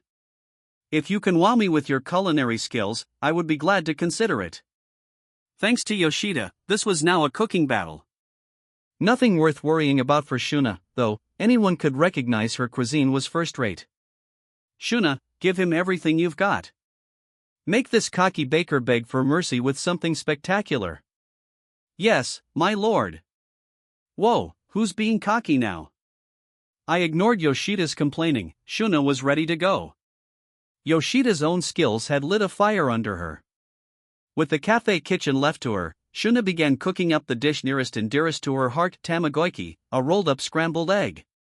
Simple, yes, but one's ability to execute it perfectly was the ultimate way to test a chef's acumen. Yoshida eyed the results placed on a dish, then nervously swallowed before silently stabbing it with a fork and bringing it to his mouth. It's amazing. A one-hit KO. Thank you very much, said Shuna, smiling, and that smile was the final blow. Yoshida finally gave in, roundly defeated in heart and taste buds. Put. Well, you got me. But this is a special favor, all right? It was funny, watching this burly middle-aged guy act all shy around Shuna. He was practically falling over himself for this fetching young woman with light pink hair. I think he was smitten from the very start, actually, but better not to say that. If he wanted to play it cool, it'd be mean to stop him. So Shuna and Yoshida were now a pair in the kitchen. I had no doubts they and their work would be a star attraction at the festival. Next, we had Gabble. The Dragonote was working with Vester to build a presentation devoted to the history of healing potions. They intended to keep the core fundamentals of their research a trade secret, but they wanted to use this pavilion to recruit new people interested in joining their team. They had enough staff for now, they said, but just wanted to find potential hires with the kind of passion they wanted. Garm, eldest of the three dwarven brothers, and Kurobe planned to show off their own wares at the event. Their pavilion would be alongside Gabble investors, and already they were talking about competing to see who attracted the larger crowds. Glad to see they were using this festival to have a little fun. Kaijin was also set to return the night before the bash. I told Geld to take a break during the event, so construction should be largely complete before then. I informed my staff that our prisoners of war deserved a little celebration as well. They'd be enjoying a feast over in their own facility. A few people would have to work during the holiday, but we made sure to accommodate their schedules so they could trade off days and not be stuck on duty the whole time. The festival would continue for about a week, so I wanted everyone to get in on the excitement. Come to think of it, Cheyenne was planning something, too. She was very confident about it. I hope you're looking forward to it, Sir Rimuru, so I was half excited, half scared shitless. That, and Veldora was alarming me with his suggestions again. Better do something about that before he starts freaking people out. Looking at all these people, I figured I should probably pitch in somehow, which brings us to the involvement of my old friend Garden Jalmile. A manor servant brought me some tea. I had come here many times before, so he was used to me and provided a couple of the cookies I liked. Taking a sip of the drink, I grinned. It was just as tasty as always, helping put my mind in a better place. Time to move on to negotiations, then. Anyway, Molly, I've got another job for you. Don't worry, it's an easy one this time, I promise. Oh, another bright idea of yours? You always bring such fascinating projects to the table, but they certainly require a lot of startup work, to say the least. He grinned at me. Despite his complaint, it was clear he was interested in what I had to offer him. My project to bring fast food to this world, burgers, the whole bit, was still underway. I had handed my outline of what needed to be done to Mjalmile, and he was in the midst of executing it. The plan had been on the back burner for a while, what with Hinata marching on me and everything, but I wanted to come over and see how it was going, as well as talk about putting up a satellite location in Tempest in time for our festival. Oh, don't be a stick in the mud, Molly. You know our recent project? Before we launch in Bloomin' and Inglesia, I'd like you to maybe open up a test location in my nation first. Oh? You know, I actually appreciate that offer a great deal, because I was just thinking about where we should train our staff. But if you're proposing that, have you worked out your differences with the Crusaders? He looked a bit concerned. I must have left him too long without updates. Although I didn't intend for it to turn into a fight, we had certain Luminism doctrine issues to deal with. If we were going to continue dealing with the Western nations, we couldn't afford to ignore the Holy Church issues. Now, however, that was all taken care of. We had nothing left to worry about. He. Yeah, I worked them out, all right. Hinata and I made amends peacefully, and I also worked things out with Loose ends. We managed to set a few ground rules and tie up any loose ends, that's all. Everything's peachy keen now. Ah, I see. And here I thought the Western Holy Church was a much more intimidating group to work with. Glad to see they're more reasonable than that. Maybe I was too worried for my own good. Jalmile gave me a relieved smile. I politely smiled back, sweating on the inside about the mistake I just barely avoided making. If I had followed through there and said Luminous's name, there'd be hell to pay, which I could deal with, but what if she decided to rub out Jalmile as well? I was inviting both Luminous and Hinata and her Crusaders to the Founders Festival, so I'd better not shoot my mouth off before then, not that I knew whether the Demon Lord would deign to grace my little event with her presence. She'd probably be like, why would I ever let myself be seen among the rabble, or something. I'm sure she'd be an incredibly demanding visitor if she showed, so I honestly didn't mind if she declined. Though, maybe I ought to encourage her to attend. I don't know. In that case, Jalmile happily exclaimed as I thought about this, let me show you the results of our training so far. There was no point wondering about whether she'd come. I needed to consider my own program for now. Oh, has it been going well? Nothing less than perfect. We've trained them to the point that everyone can perform their tasks on the same level. Ah, I knew you wouldn't let me down, Jalmile. We grinned at each other. It sounded like making our debut at the fest wouldn't be an issue. So can we put up a storefront offering burgers, hot dogs, fries, and the drink lineup we talked about? That we can. And I think we can attract customers with those beef skewers dipped in the secret sauce you talked about. Pairing them with a rice bowl will definitely improve our bottom line. It's been getting good reviews? Jalmile briskly nodded. It's become a low-key staff favorite, that's for sure. Making yakitori skewers out of cow deer and shidukan seemed to satisfy people. Great. Let's add that to the menu, too. Do we have enough employees to work with? Well, for the moment, I'm thinking we could launch with upward of 20 locations. But starting that big would take a fair amount of money. We'd need backup personnel, which I'm training right now. That's a necessary expense, the way I see it. So along those lines, if we can deploy more gradually, say 5 locations at a time, that'll put us well within budget. That's Jalmile for you. He fully understood my proposal, and already he was working out any staff issues involved. In that case, all right. Well, sorry to trouble you for this, but can you bring over around 5 of your best employees? 5? What did you want from them? Well, I've got this friend of mine. His name's Veldora. The Veldora? Yeah, and he's, like, super worked up about opening a hibachi booth at the fest. Is he? Jalmile seemed to be growing visibly paler as I explained. It worried me, but I soldiered on. So you know, it'd be way too dangerous to leave him running that by himself, right? I would say so, yes, I beamed at him. So that's why I want 5 of your best staffers to help him. Jalmile, watching me gleefully dump all the responsibility on him, turned his eyes toward the ceiling. Would you be able to guarantee the, safety of this staff? Of course. Whenever they have any problems, they can come right to me. If Veldora starts getting all uppity, I'll put him in his place. I trust you will, yes, but... we are talking about the Veldora, yes? The Storm Dragon? I suppose we were. Guess Jalmile knew the name, didn't he? Is that bad? Ah. Bad may not be the correct term. I just wonder if the crew will be too, well, petrified to get any work done. I should have known. Yeah, if you haven't met Veldora, you must think he's crazy scary, huh?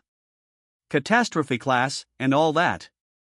Well, maybe that's not a good idea, huh? No, perhaps not. If he could at least assume another name for himself, temporarily, our staff could work for him unawares, aha. Yes. Brilliant, Molly. Let's give him another name so nobody knows who he is. Huh? You can do that? Sure. If he whines about it, I'll just tell him he can't do the hibachi thing at all. Right, let's do that. And I'll pay a special bonus to the 5 people you pick for me, so let them know I'm counting on them, okay? Whether Mjalmile was keeping up with me or not, I considered this problem as good as solved. Veldora was being as selfish as always, but we were entertaining world celebrities here.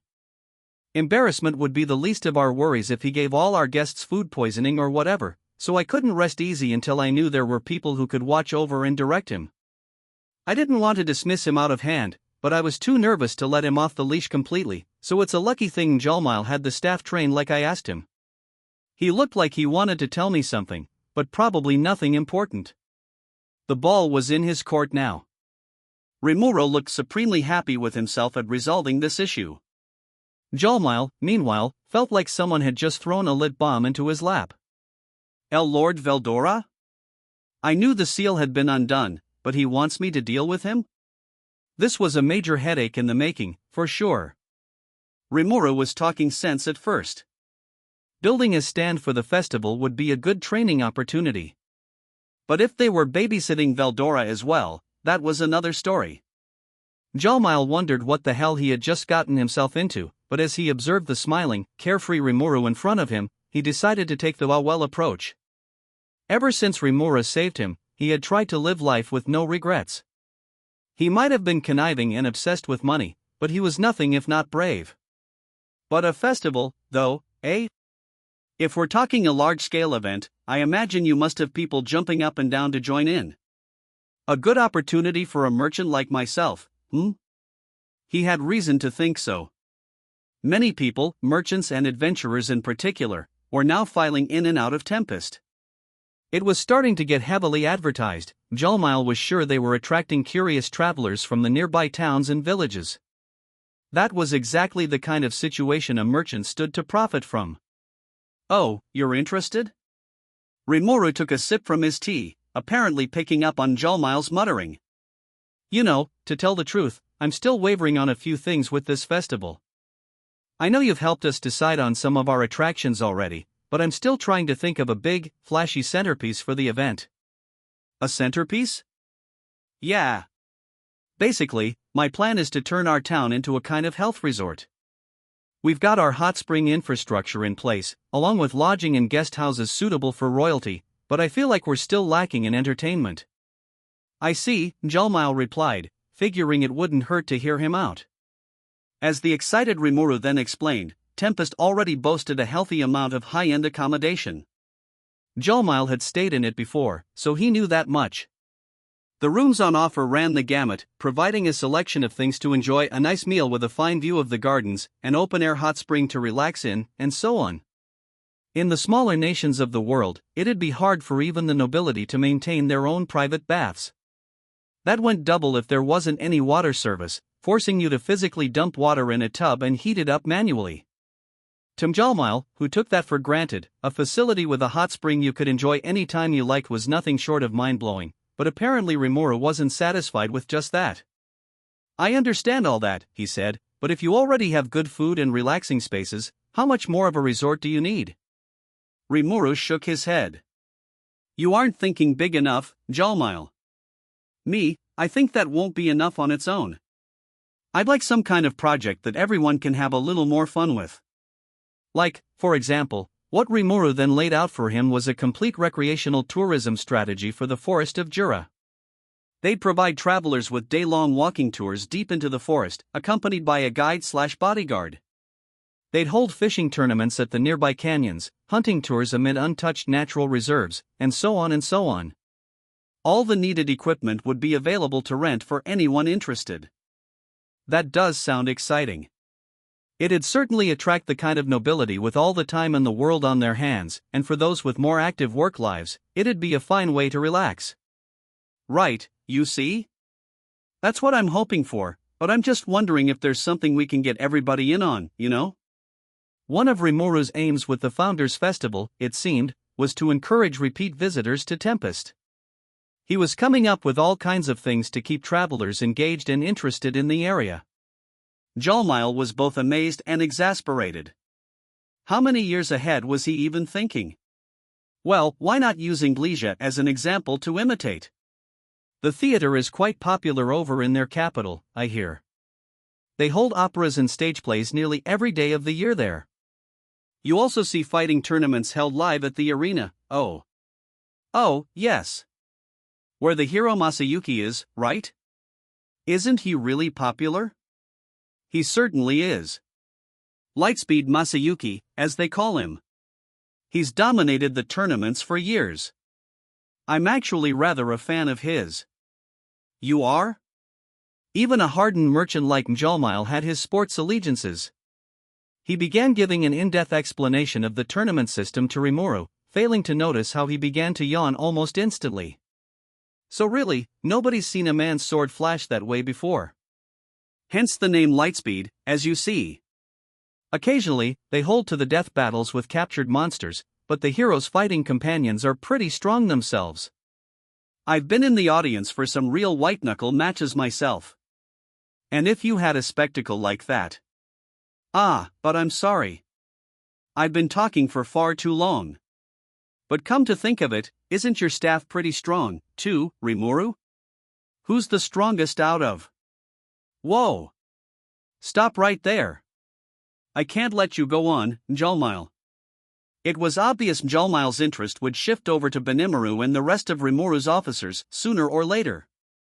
He had met Rigard and the others several times, and to him, their muscles couldn't have been just for show. Between them and all the other powerful Magicborn he saw around town, he couldn't help but wonder who was champion among them all. Now seemed like a good time to ask, but Rimuru's reaction was chilly. Listen, Rimuru said, voice lowered. Between you and me, if you start talking like that around them, it's gonna cause some serious disputes, you know? There's this paladin named Arnaud, and he actually asked the same question back when we were all negotiating earlier. It led to the most insipid argument you ever saw. They were all trying to rank themselves on some impossible-to-understand scale, and it was starting to get pretty heated before I stepped in. I was lucky enough that only part of my staff was there, but seriously, better avoid topics like that. It's a real powder keg with those guys. The one official who'd likely pitched the biggest fit of all about the question wasn't there, Rimuru said, so he'd managed to talk everyone down from their fervor.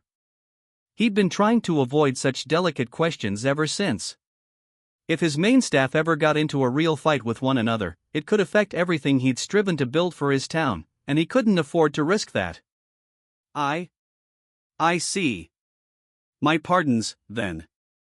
That's okay. Just be careful around them. But I do like your point of view here. Rimuru didn't seem overly concerned about the issue, unlike Jalmile. I'd say he's a little skewed, too, he thought as he waited for Rimuru to continue.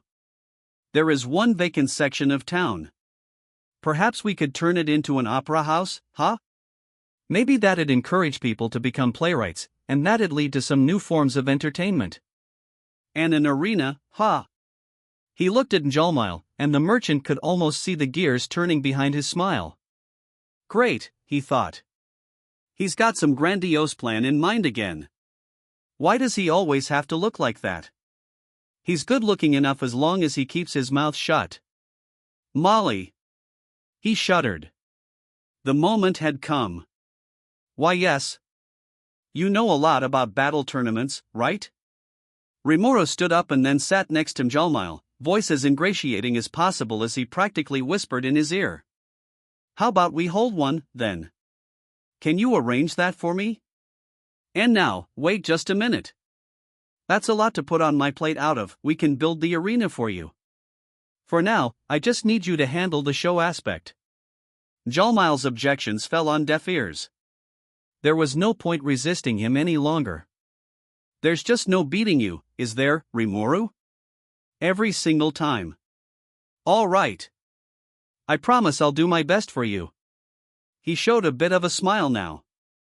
Honestly, Julmile didn't hate this.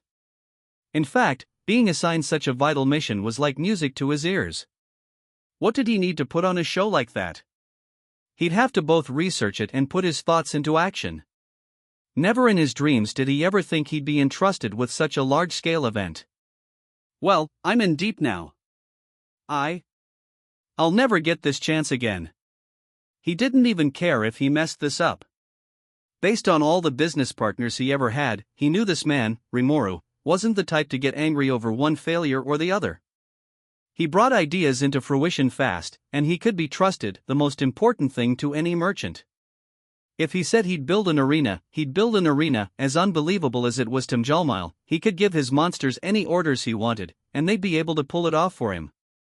He may not look it too often, but Rimuru's a demon lord. As long as his plans are sound, it'd be simple for him to assemble everything he needed. And now he's relying on me. Good to hear, Rimuru replied blithely as Julmile's emotions ran wild. And I know we're trying to get lots of world leaders, but make sure regular people can join in the fun, too, okay? You can't make a profit if it's not open to the general public, after all. I saw that in Inglesia. The general public? Yeah. I'm going to build a coliseum capable of holding 50,000 people or so. Like I said, there's some vacant space to work with. If we build that fast food stand we were talking about nearby, that ought to goose our profits, won't it? We could have people go around selling food, and besides, the more foot traffic passing by, the more customers we'll get, right? What do you think, Molly? Rimuru was picturing entertainment for the masses and taking the masses' money. A 50,000-seat coliseum would compare to Inglesia's pretty favorably. In fact, it'd be 5 times that arena's size. It showed how serious Rimuru was about this. You see, we can have some standing room sections that will let people into at no charge. Meanwhile, we can direct rich people to the reserved seats and charge them appropriately. And then we'll have royal boxes for the nobility with more money than sense. We'll also need seats for special guests and invitees and things. I'd like you to figure out the ratios we need for all these seat types, if we want to make as much money as possible. Once again, he was leaving it all to Julmile with a smile. Not even Inglesia's arena allowed the farmer and citizen classes to watch arena events for free. Julmile could see the logic to it. I see. I thought 50,000 was too high a number to aim for, but if that's what you're picturing, right. It's important that we attract people's interest with this stuff. And if we pack the standing room sections, won't that make a reserved seat look more attractive if you can afford it? I bet it would. Better to reserve a spot instead of vying for space you don't know will be available. That'll naturally make the seats more valuable. This was a completely different approach from the arena in Inglesia's capital, which was chiefly a diversion for the upper classes. The aim here was to build buzz and pack as many people in as possible. It sounded deeply compelling to Julmile. If admission was free, farmers and field laborers would come over to see the show when work didn't occupy them, and when they spread the word about what they saw, that'd attract the middle classes from neighboring nations. Besides, having tens of thousands of visitors would no doubt fill up the inns along the highways to Tempest. It'd be kind of neat to build the fast food establishments Rimuru described at stops along the way. When they arrived, of course, they'd need somewhere to stay. And if it could help advertise their food, their lodging, their baths, and so on, the arena wouldn't even need to make a profit. The business all these fans would bring to town could more than make up for it. I gotta hand it to you, Rimuru. You had this all planned out from the start, didn't you? Huh? Yeah, kind of. Of course, yes. You have enough hotel rooms for it, I think. The issue becomes how to attract guests on a regular basis. We'll need to think about boosting our profit margins later, but spreading the word comes first, I think. And that's what you're counting on me to help with? Why, yeah. Pretty much. I see. You want me to come up with the kind of entertainment that'll bring people back again and again. Something that'll make them contemplate another visit, even if this particular battle tournament turns a loss. If we do that, you'll consider this a success? That's exactly what I'm saying. I'm impressed you understand me so well, Molly. You're the only man I can trust with this job. This job find ways to attract people to Tempest, using a battle tournament as bait excited Njaalmile to the core. And really, Rimuru had all but worked it out by himself before throwing it in his lap. He had to resist the urge to shout out loud with excitement. Ha, ha ha. This is just too much. Hey, it's best to leave things like this to a professional, right? Don't tell me you don't feel up to it, Molly. Ha. Ha ha ha ha ha. How harsh of you. I never realized you had such a mean streak, Rimuru. Ha ha ha ha. Right you are. But this is a piece of cake for you, isn't it? They both laughed loudly at each other, then exchanged sly glances. You realize how much money is going to change hands here, I'm sure you do. Ha ha ha ha. Not to worry. You have Njaalmile on your side, and accounting is my middle name. Just watch, I'm going to give you exactly the results you want. I'm sure you will. Counting on you is the smartest thing I've ever done. Rimuru was right. This tournament would take a lot of money. He honestly scared Njaalmile sometimes. He began to wonder just how far ahead he was thinking. The thought gave him vague fears, even as his mind filled with wild dreams. Now, along those lines, I think I've stumbled upon a new way we can use your healing potions. That medicine can heal you as long as you are not killed instantly, yes? That means our competitors can fight with no small level of intensity, I assume. Plus, if a fighter is injured in one match and appears good as new in the next one, that would certainly make for some good advertising. Wah? Oh, did you not think that far? And no, I did.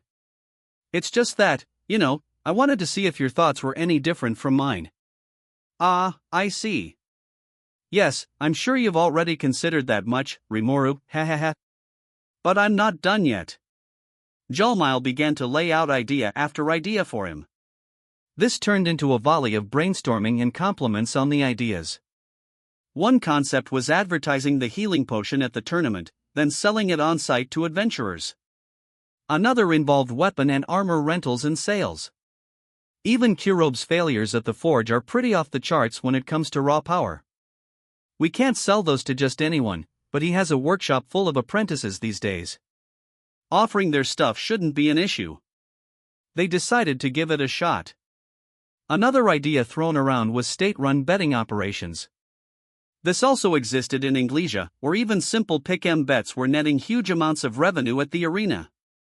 They could do the same thing pitting warriors against captured monsters, which had its risks, of course, but Rimuru had a small army of powerful fighters at this point, so it wasn't nearly the hazard Njaalmile pictured. Maybe they could even offer training courses for beginner adventurers, reserving part of the arena's space as a dojo of sorts. The lessons would be paid, of course, but they'd come with qualified instructors to guide newbies through the basics. The ideas came rolling one after the other from Njaalmile. As long as Rimuru was providing his full support, he felt like he'd never run out of them. He couldn't stop thinking about how huge his role was, dreaming up possibilities and being responsible for making them happen. It was a bit daunting, but far more than that, exciting. I'll do it, he said with a shiver. I'll do it all for you. My merchant's soul is telling me we're going to make a massive pile of money on this. Excellent. I love that confidence of yours, Molly. And I know you got what it takes to give me the kind of revenue I want. Rimuru's praise embarrassed Njaalmile a bit. But he wasn't done yet. Also, if you're interested, of course, if this whole tournament turns out well, you want to come live in my town? I could make a trade department for you, or maybe a PR firm or general financial office. It doesn't matter what we call it, actually, but I could let you run it all. I got a pretty big population to govern these days, and once the tournament's over, I think it's high time we reorganize our administration. I'm sure everyone will agree to it, as long as you can pull this off. What you think? Rimuru sounded like he didn't doubt Njaalmile at all. It made his heart dance.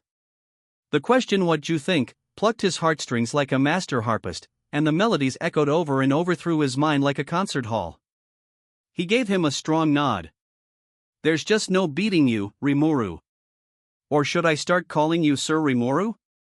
I promise you, Sir Rimuru, I'll do whatever it takes to succeed and join your team. There wasn't a moment's hesitation. How could there ever be? This man has counted on me so far, he thought. I can't let myself mess this up. As advanced as he was in age, Jalmile was now captive to the burning fires of excitement and hope and dreams in his heart. He could barely stay seated. He wished he could bottle this feeling up in a jar and keep it nearby forever. You don't have to exaggerate. Rimuru laughed, but the more they got into details, the more Jalmile felt like he was going to jump out of his skin.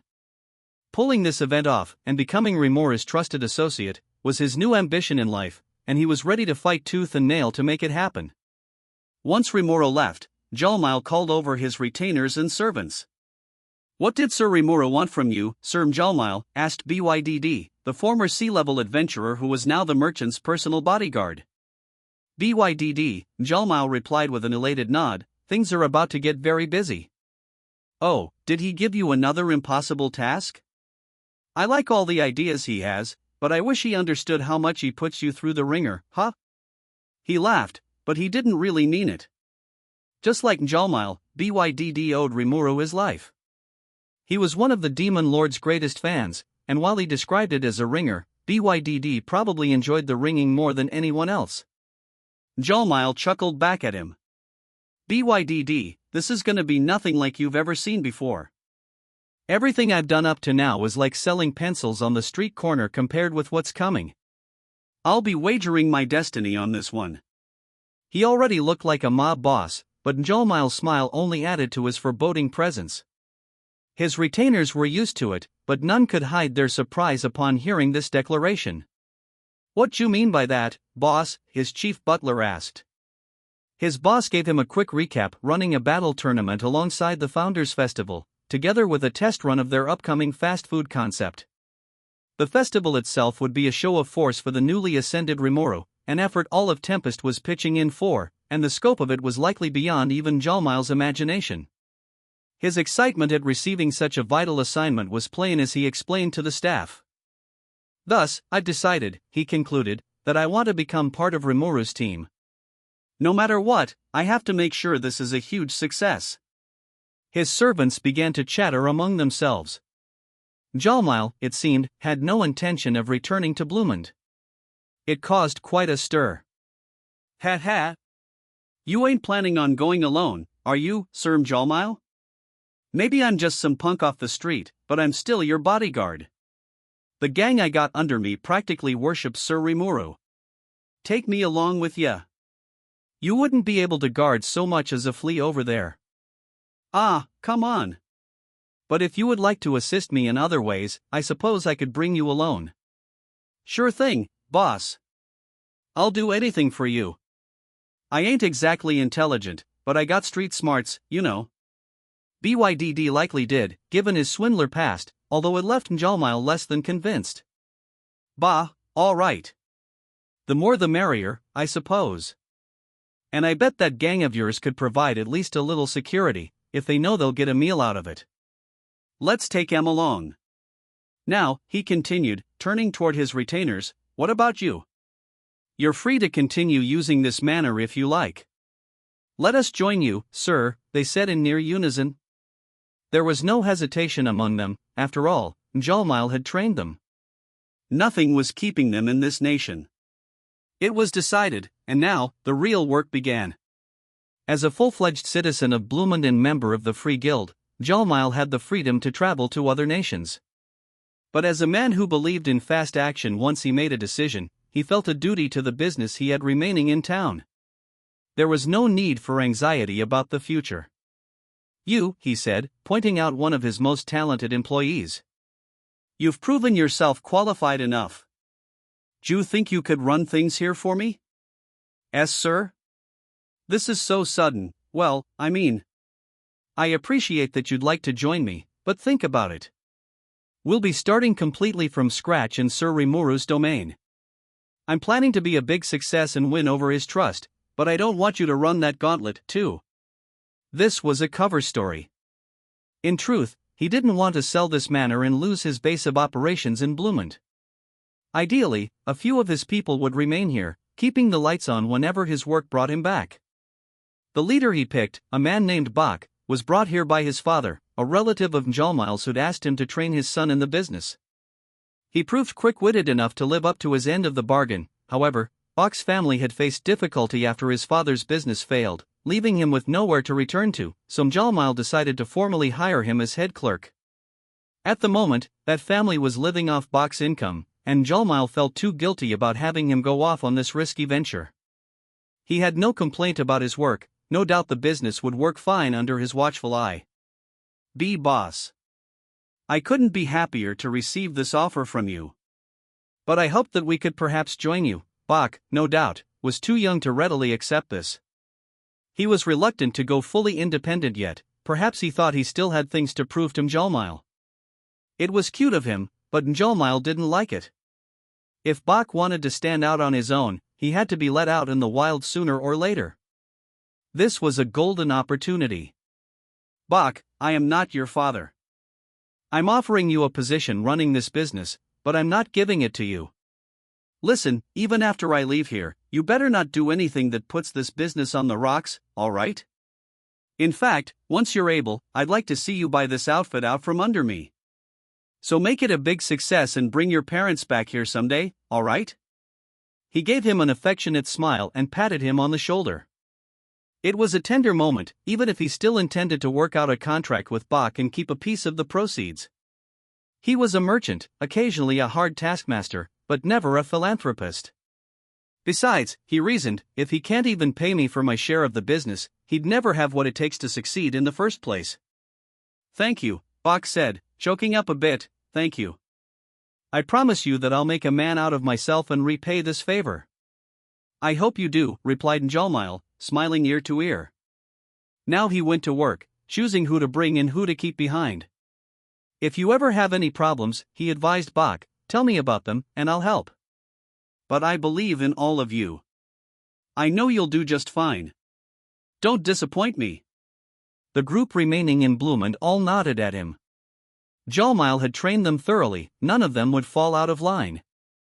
Even if they were dealing with high nobility, he was sure they'd never do anything ill-advised. You've taught them all well. Rest assured they will not let you down. Bach said in return. Well said. Also, while I'm sure you're aware of this, do not worry, sir.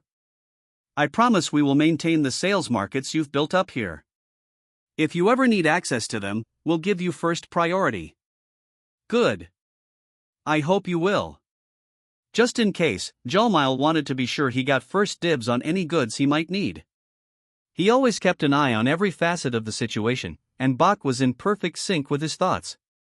He's still a little green, but he's starting to look the part, at least. Now he was sure Bach wouldn't let him down. The last of his affairs were now squared away, and it was time for Njolmile to make the journey to Tempest with his retainers in tow. Leaving Njolmile's house, I breathed a sigh of relief. So glad he said yes to that. He seemed ready to take the invite, too, so I should be expecting him shortly. One thing I couldn't say about my monsters is that any of them were good on financial matters. I was having Shina handle the account books for us, but she couldn't do that forever. A village is one thing, but a full-fledged nation is another. Shuna would be in over her head. Lilina in the management department investor from the Dwarven Kingdom were helping, but I'm not sure even that would be enough. That's why Njolmile came to mind.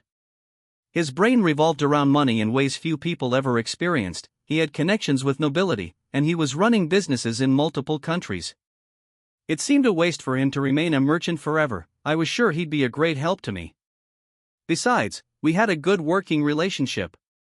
If he could handle finances for us, maybe he'd allow me a little more spending money to work with. I had been running a few side hustles with him before, but now I could picture that extra income ballooning. I mean, our treasury's pretty well endowed, you know? But taking money out of it for myself, despite not paying any salary to my staff, seemed kind of low. Everyone always said, "Oh, it's all yours, Sir Rimuru," but that just made me all the more reluctant. It felt wrong, and I wanted that money to help with expanding our nation. Still, I needed some of it.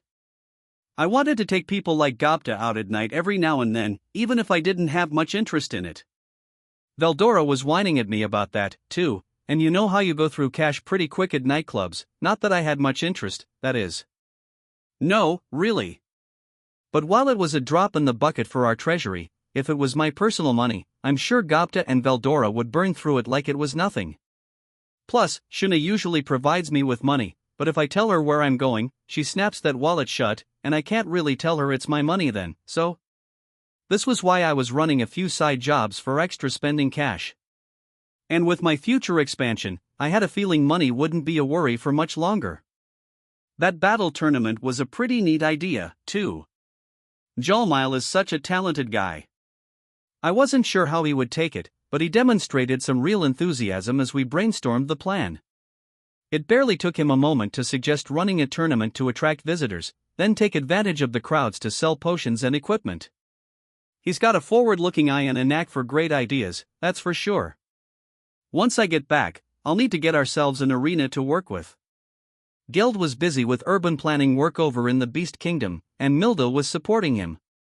Without our two main building specialists, I'd have to oversee the operation. But that's fine. After running all these construction projects, one after the other, we were starting to build a well-trained staff, enough so that I was mostly giving orders and not doing much else. I knew about this craftsman named Gobku, who worked under the tutelage of Mildo, and he was involved with town architecture enough that I thought an impressive circular arena would be in his wheelhouse. The job would normally take a decade or so, I'd imagine, but if you run the job with monster muscle, I thought we could cut that down a lot, like, down to maybe the 2 months or so we had until the festival.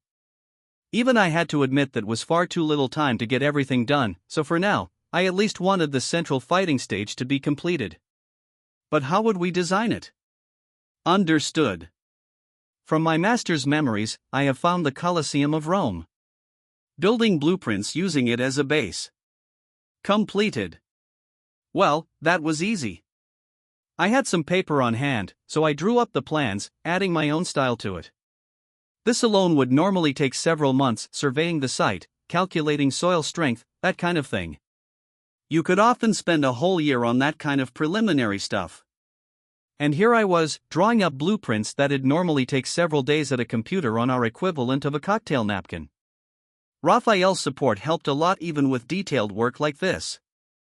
It honestly felt unfair to me, but I had no plans to give it up, so now I had my plans. Next I'd have to discuss them with Gobku, but before that, while I was here in Bloomond, I may as well stop at the Free Guild. I could forward the plans over to Gobku in the meantime. Once I was free, I could assemble a team of craftsmen on site to get down to business. Ranga, you there? Here, my master. He popped his head out from my shadow. With things settled over in Farmus, everyone except Diablo was back home, with Ranga lurking in my shadow like it was his personal den. I gave him the arena blueprints I had just whipped up. Take these to a craftsman in town named Gobku. And can you tell him we'll meet up at the West Gate once I'm free? Very well. But are you not returning, Sir Rimuru? No. I want to see Fuse first, while I'm here. Will you not need a bodyguard? He looked a bit nervous, tail down. But I wasn't concerned. I am a demon lord, and I had absolute defense activated. If I ran into an attack that could penetrate that barrier, I wouldn't be safe anywhere in this world. I'll be fine. We'll just chat a bit, and then I'll head back.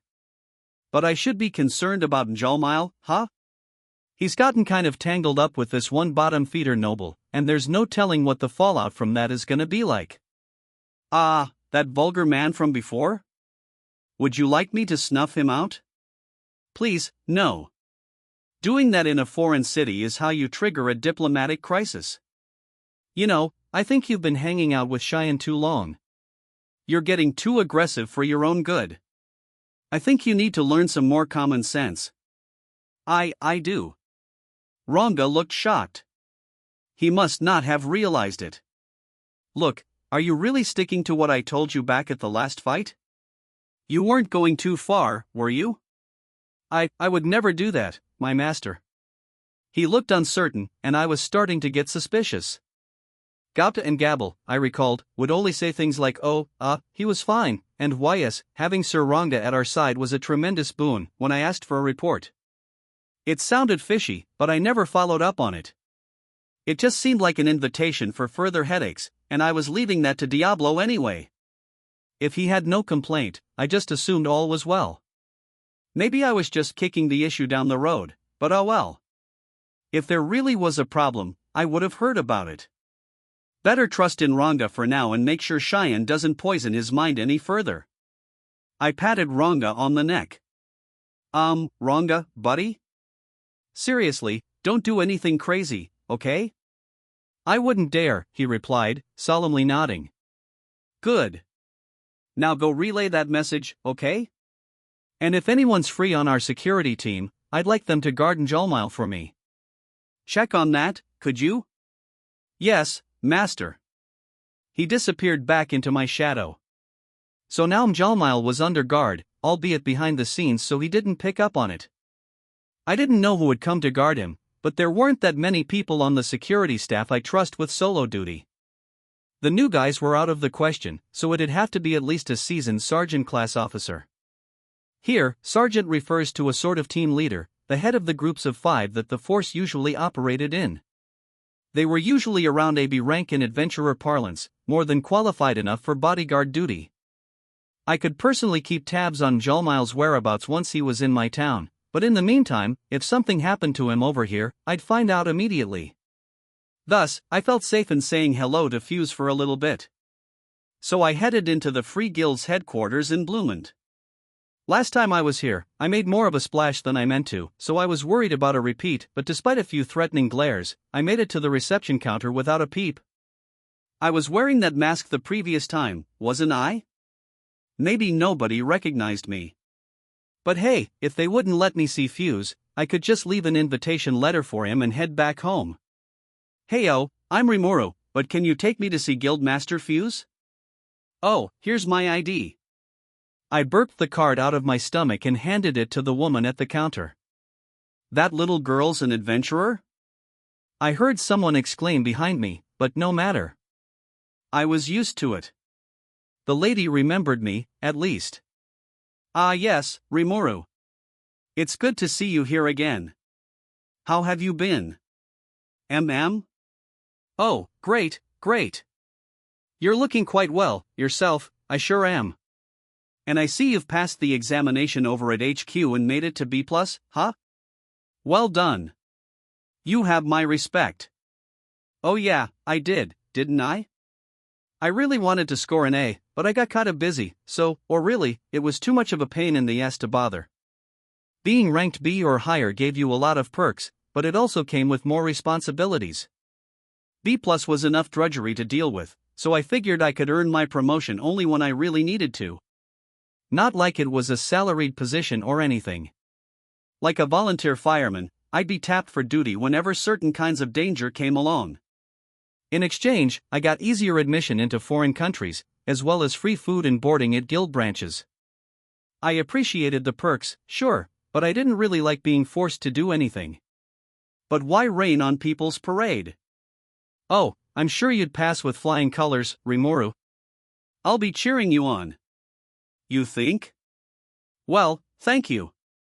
Ha ha ha ha, I sure can't resist a young lady looking at me with those sparkling eyes, no. At least, not until she drops a bomb on me. By the way, Rimuru, it must be annoying to share a name with a demon lord, isn't it? If you like, you could take advantage of our renaming system to change your name in the guild archives, if you find it's causing you trouble. That'll let you conduct guild activity in areas where your face isn't well known yet, albeit at one rank grade below your current one. What do you think? Oh, crap, I forgot. Here I am, a demon lord, and I went and put that same damn name on all my paperwork. And now that Rimuru Tempest, the newbie in the octagram, was a household name around the world, I guess being Rimuru the adventurer would present a few issues. Time to retire from the guild, maybe? If I really needed to work as an adventurer, I guess I could consider that renaming system. It'd be starting at the B rank, but that's good enough for me. Pretty helpful system, there. Thanks for telling me about that. I'll keep that in mind. Now, do you think I might be able to see the guild master? Right away. And yes, feel free to ask any time. It took a little conversation, but she let me right in. I could hear shouts of, "Are you kidding me?" and "Who the hell is that girl?" among the rabble behind me, as well as commentary from a few people who must have seen me here last time. Oh, no way. I never knew she was so cute. Unbelievable. That's the face of a person who swatted down a lesser demon like a mosquito. And she had the same name as that demon lord, huh? You think it might actually be him? Ha! What are you, stupid? Ha ha ha ha. Yeah, sounds like more rumors would be spreading soon. Although, maybe I had less to worry about than I thought. Sharing a name didn't seem to arouse too much undue suspicion. Maybe the name Rimuru wasn't that uncommon after all. So I breezed into Fuse's office. The first thing he did upon seeing me was bring a hand to his temple. I ignored it. Hello? I'm back to pay a visit. Something up? Why the long face?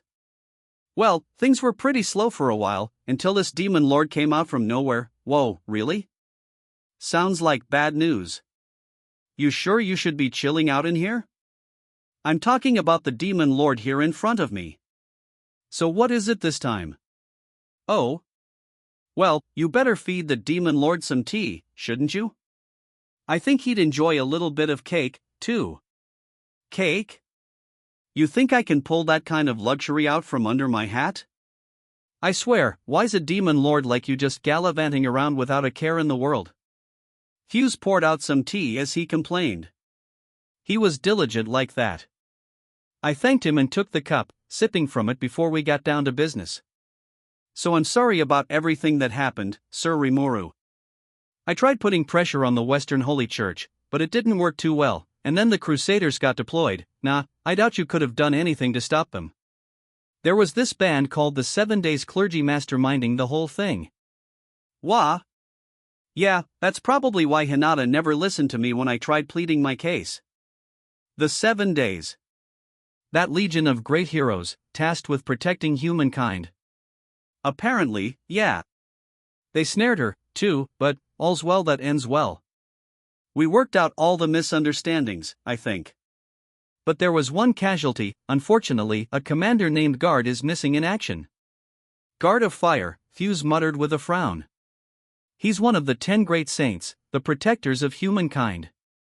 Quite gifted with a spear and flame-based spirit magic, albeit not as gifted as Shizu was. I didn't know Guard personally, apart from how he was after the clergy got to him. I couldn't say anything about his personality, but apparently he was a well-known name, at least. Someone as well-connected as Fuse would certainly know him. I described him as missing, but killed, I suppose, was much more likely. Hopefully he's in a better place now.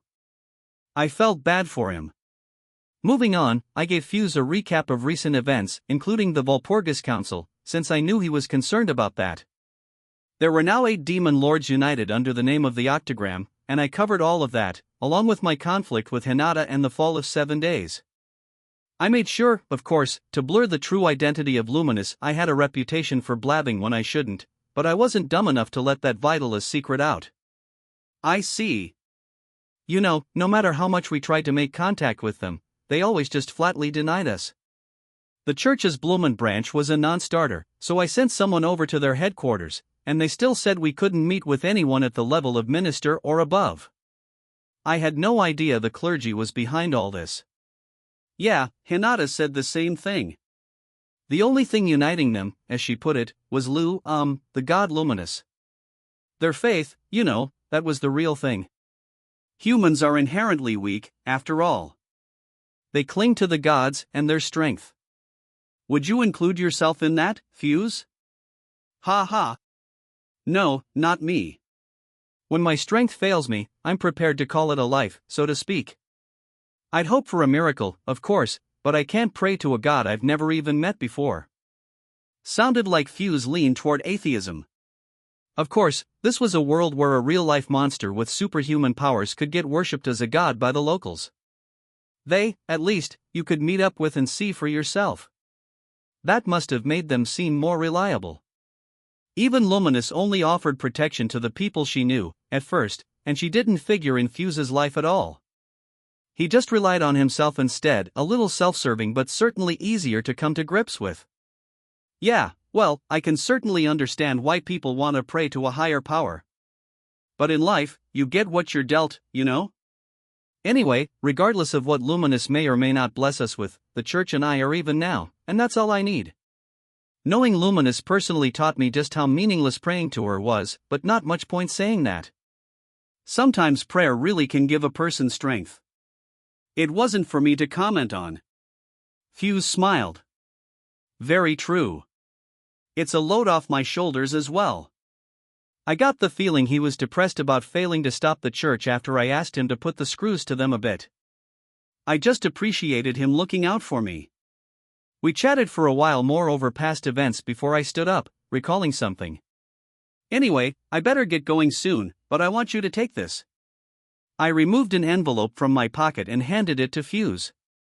It contained an invitation to the Founders Festival I was planning. We had gotten so caught up in conversation I had almost forgot about it. This was why I came here today, after all. What's that? Well, I'm gonna be holding my Demon Lord coronation soon, and I figured it'd be a good opportunity to advertise my town to the world. We're calling it the Founders Festival, and the way I picture it, it's gonna be a huge blast. We're sending invites to all the royalty and nobility in the region, and I'd love for you to attend, too. Huh? Wait a minute, Sir Rimuru. What would inviting someone like me accomplish? No, it's no big deal. I have an invite here for the King of Bloomond, too. Can you make sure he gets it? Well, couldn't you give it to him directly, Maybe not, eh? Nah.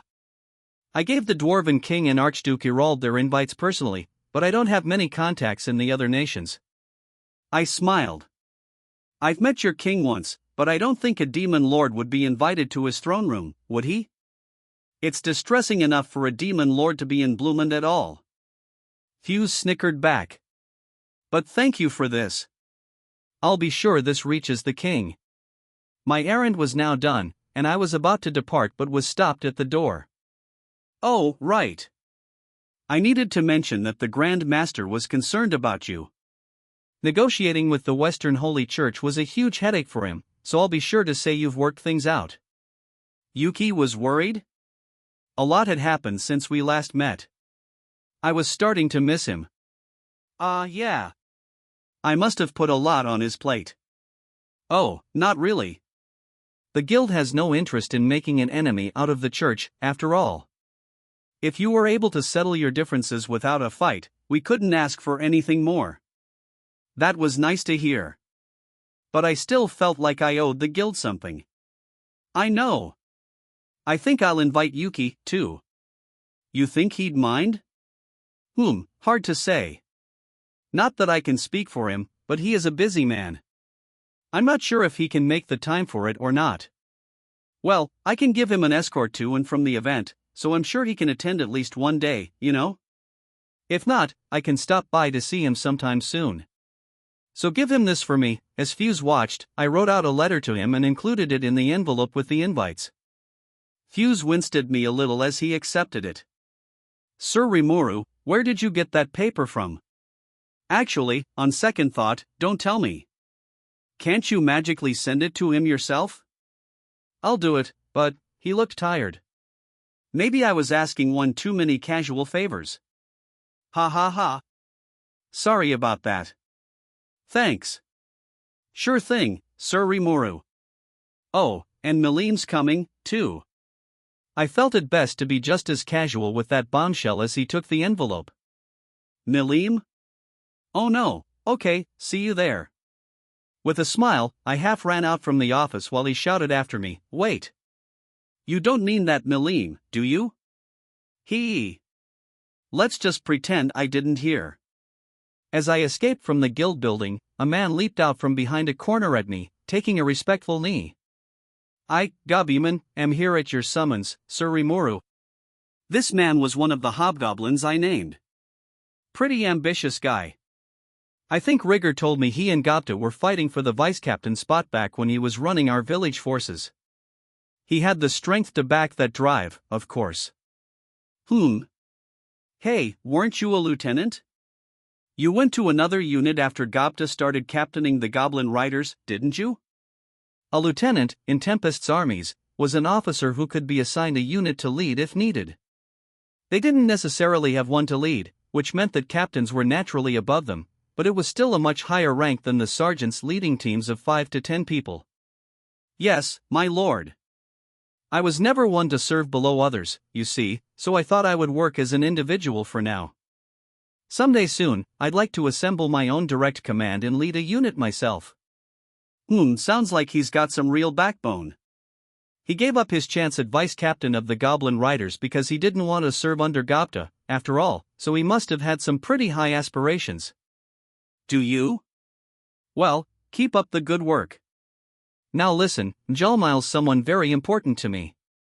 I need you to keep him safe without letting him notice, if possible. I think you could learn a lot from the way he sways people's minds. His financial acumen's enough to move the folks around him, but it's not just that. Think of it as a case study while you're guarding him. Yes, sir.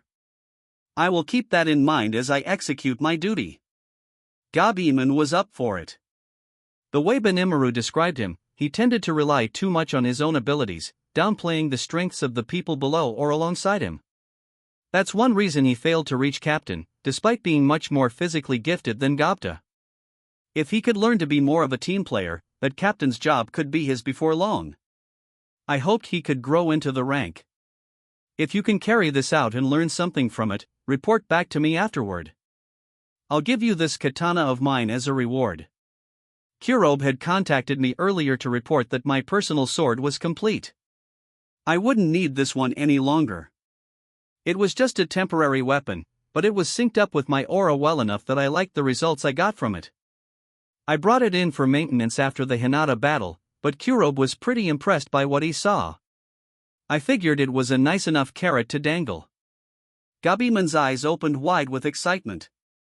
Why, you will? Sure. I think you're gifted enough to make use of this. But stay diligent, all right? Prove to me you deserve it. Yes, sir. I will live up to your expectations. He immediately went into Jalmail guard duty mode. That was almost too sly of me, offering that sword to him, but hopefully I got my point across. You had to earn the trust of your subordinates. Like how people used to think about obligation and duty, if you didn't look out for and provide service to each other, it would wreck the whole master-servant relationship. I know I'm not exactly a stellar example of the ideal boss, but still, I hoped Gabiman would answer my call in his own way. I had now distributed all my invitations. Now we just had to prep for the big day. It needed to be a festival like none before. As I thought over everything we needed for it, I could already feel my heart racing.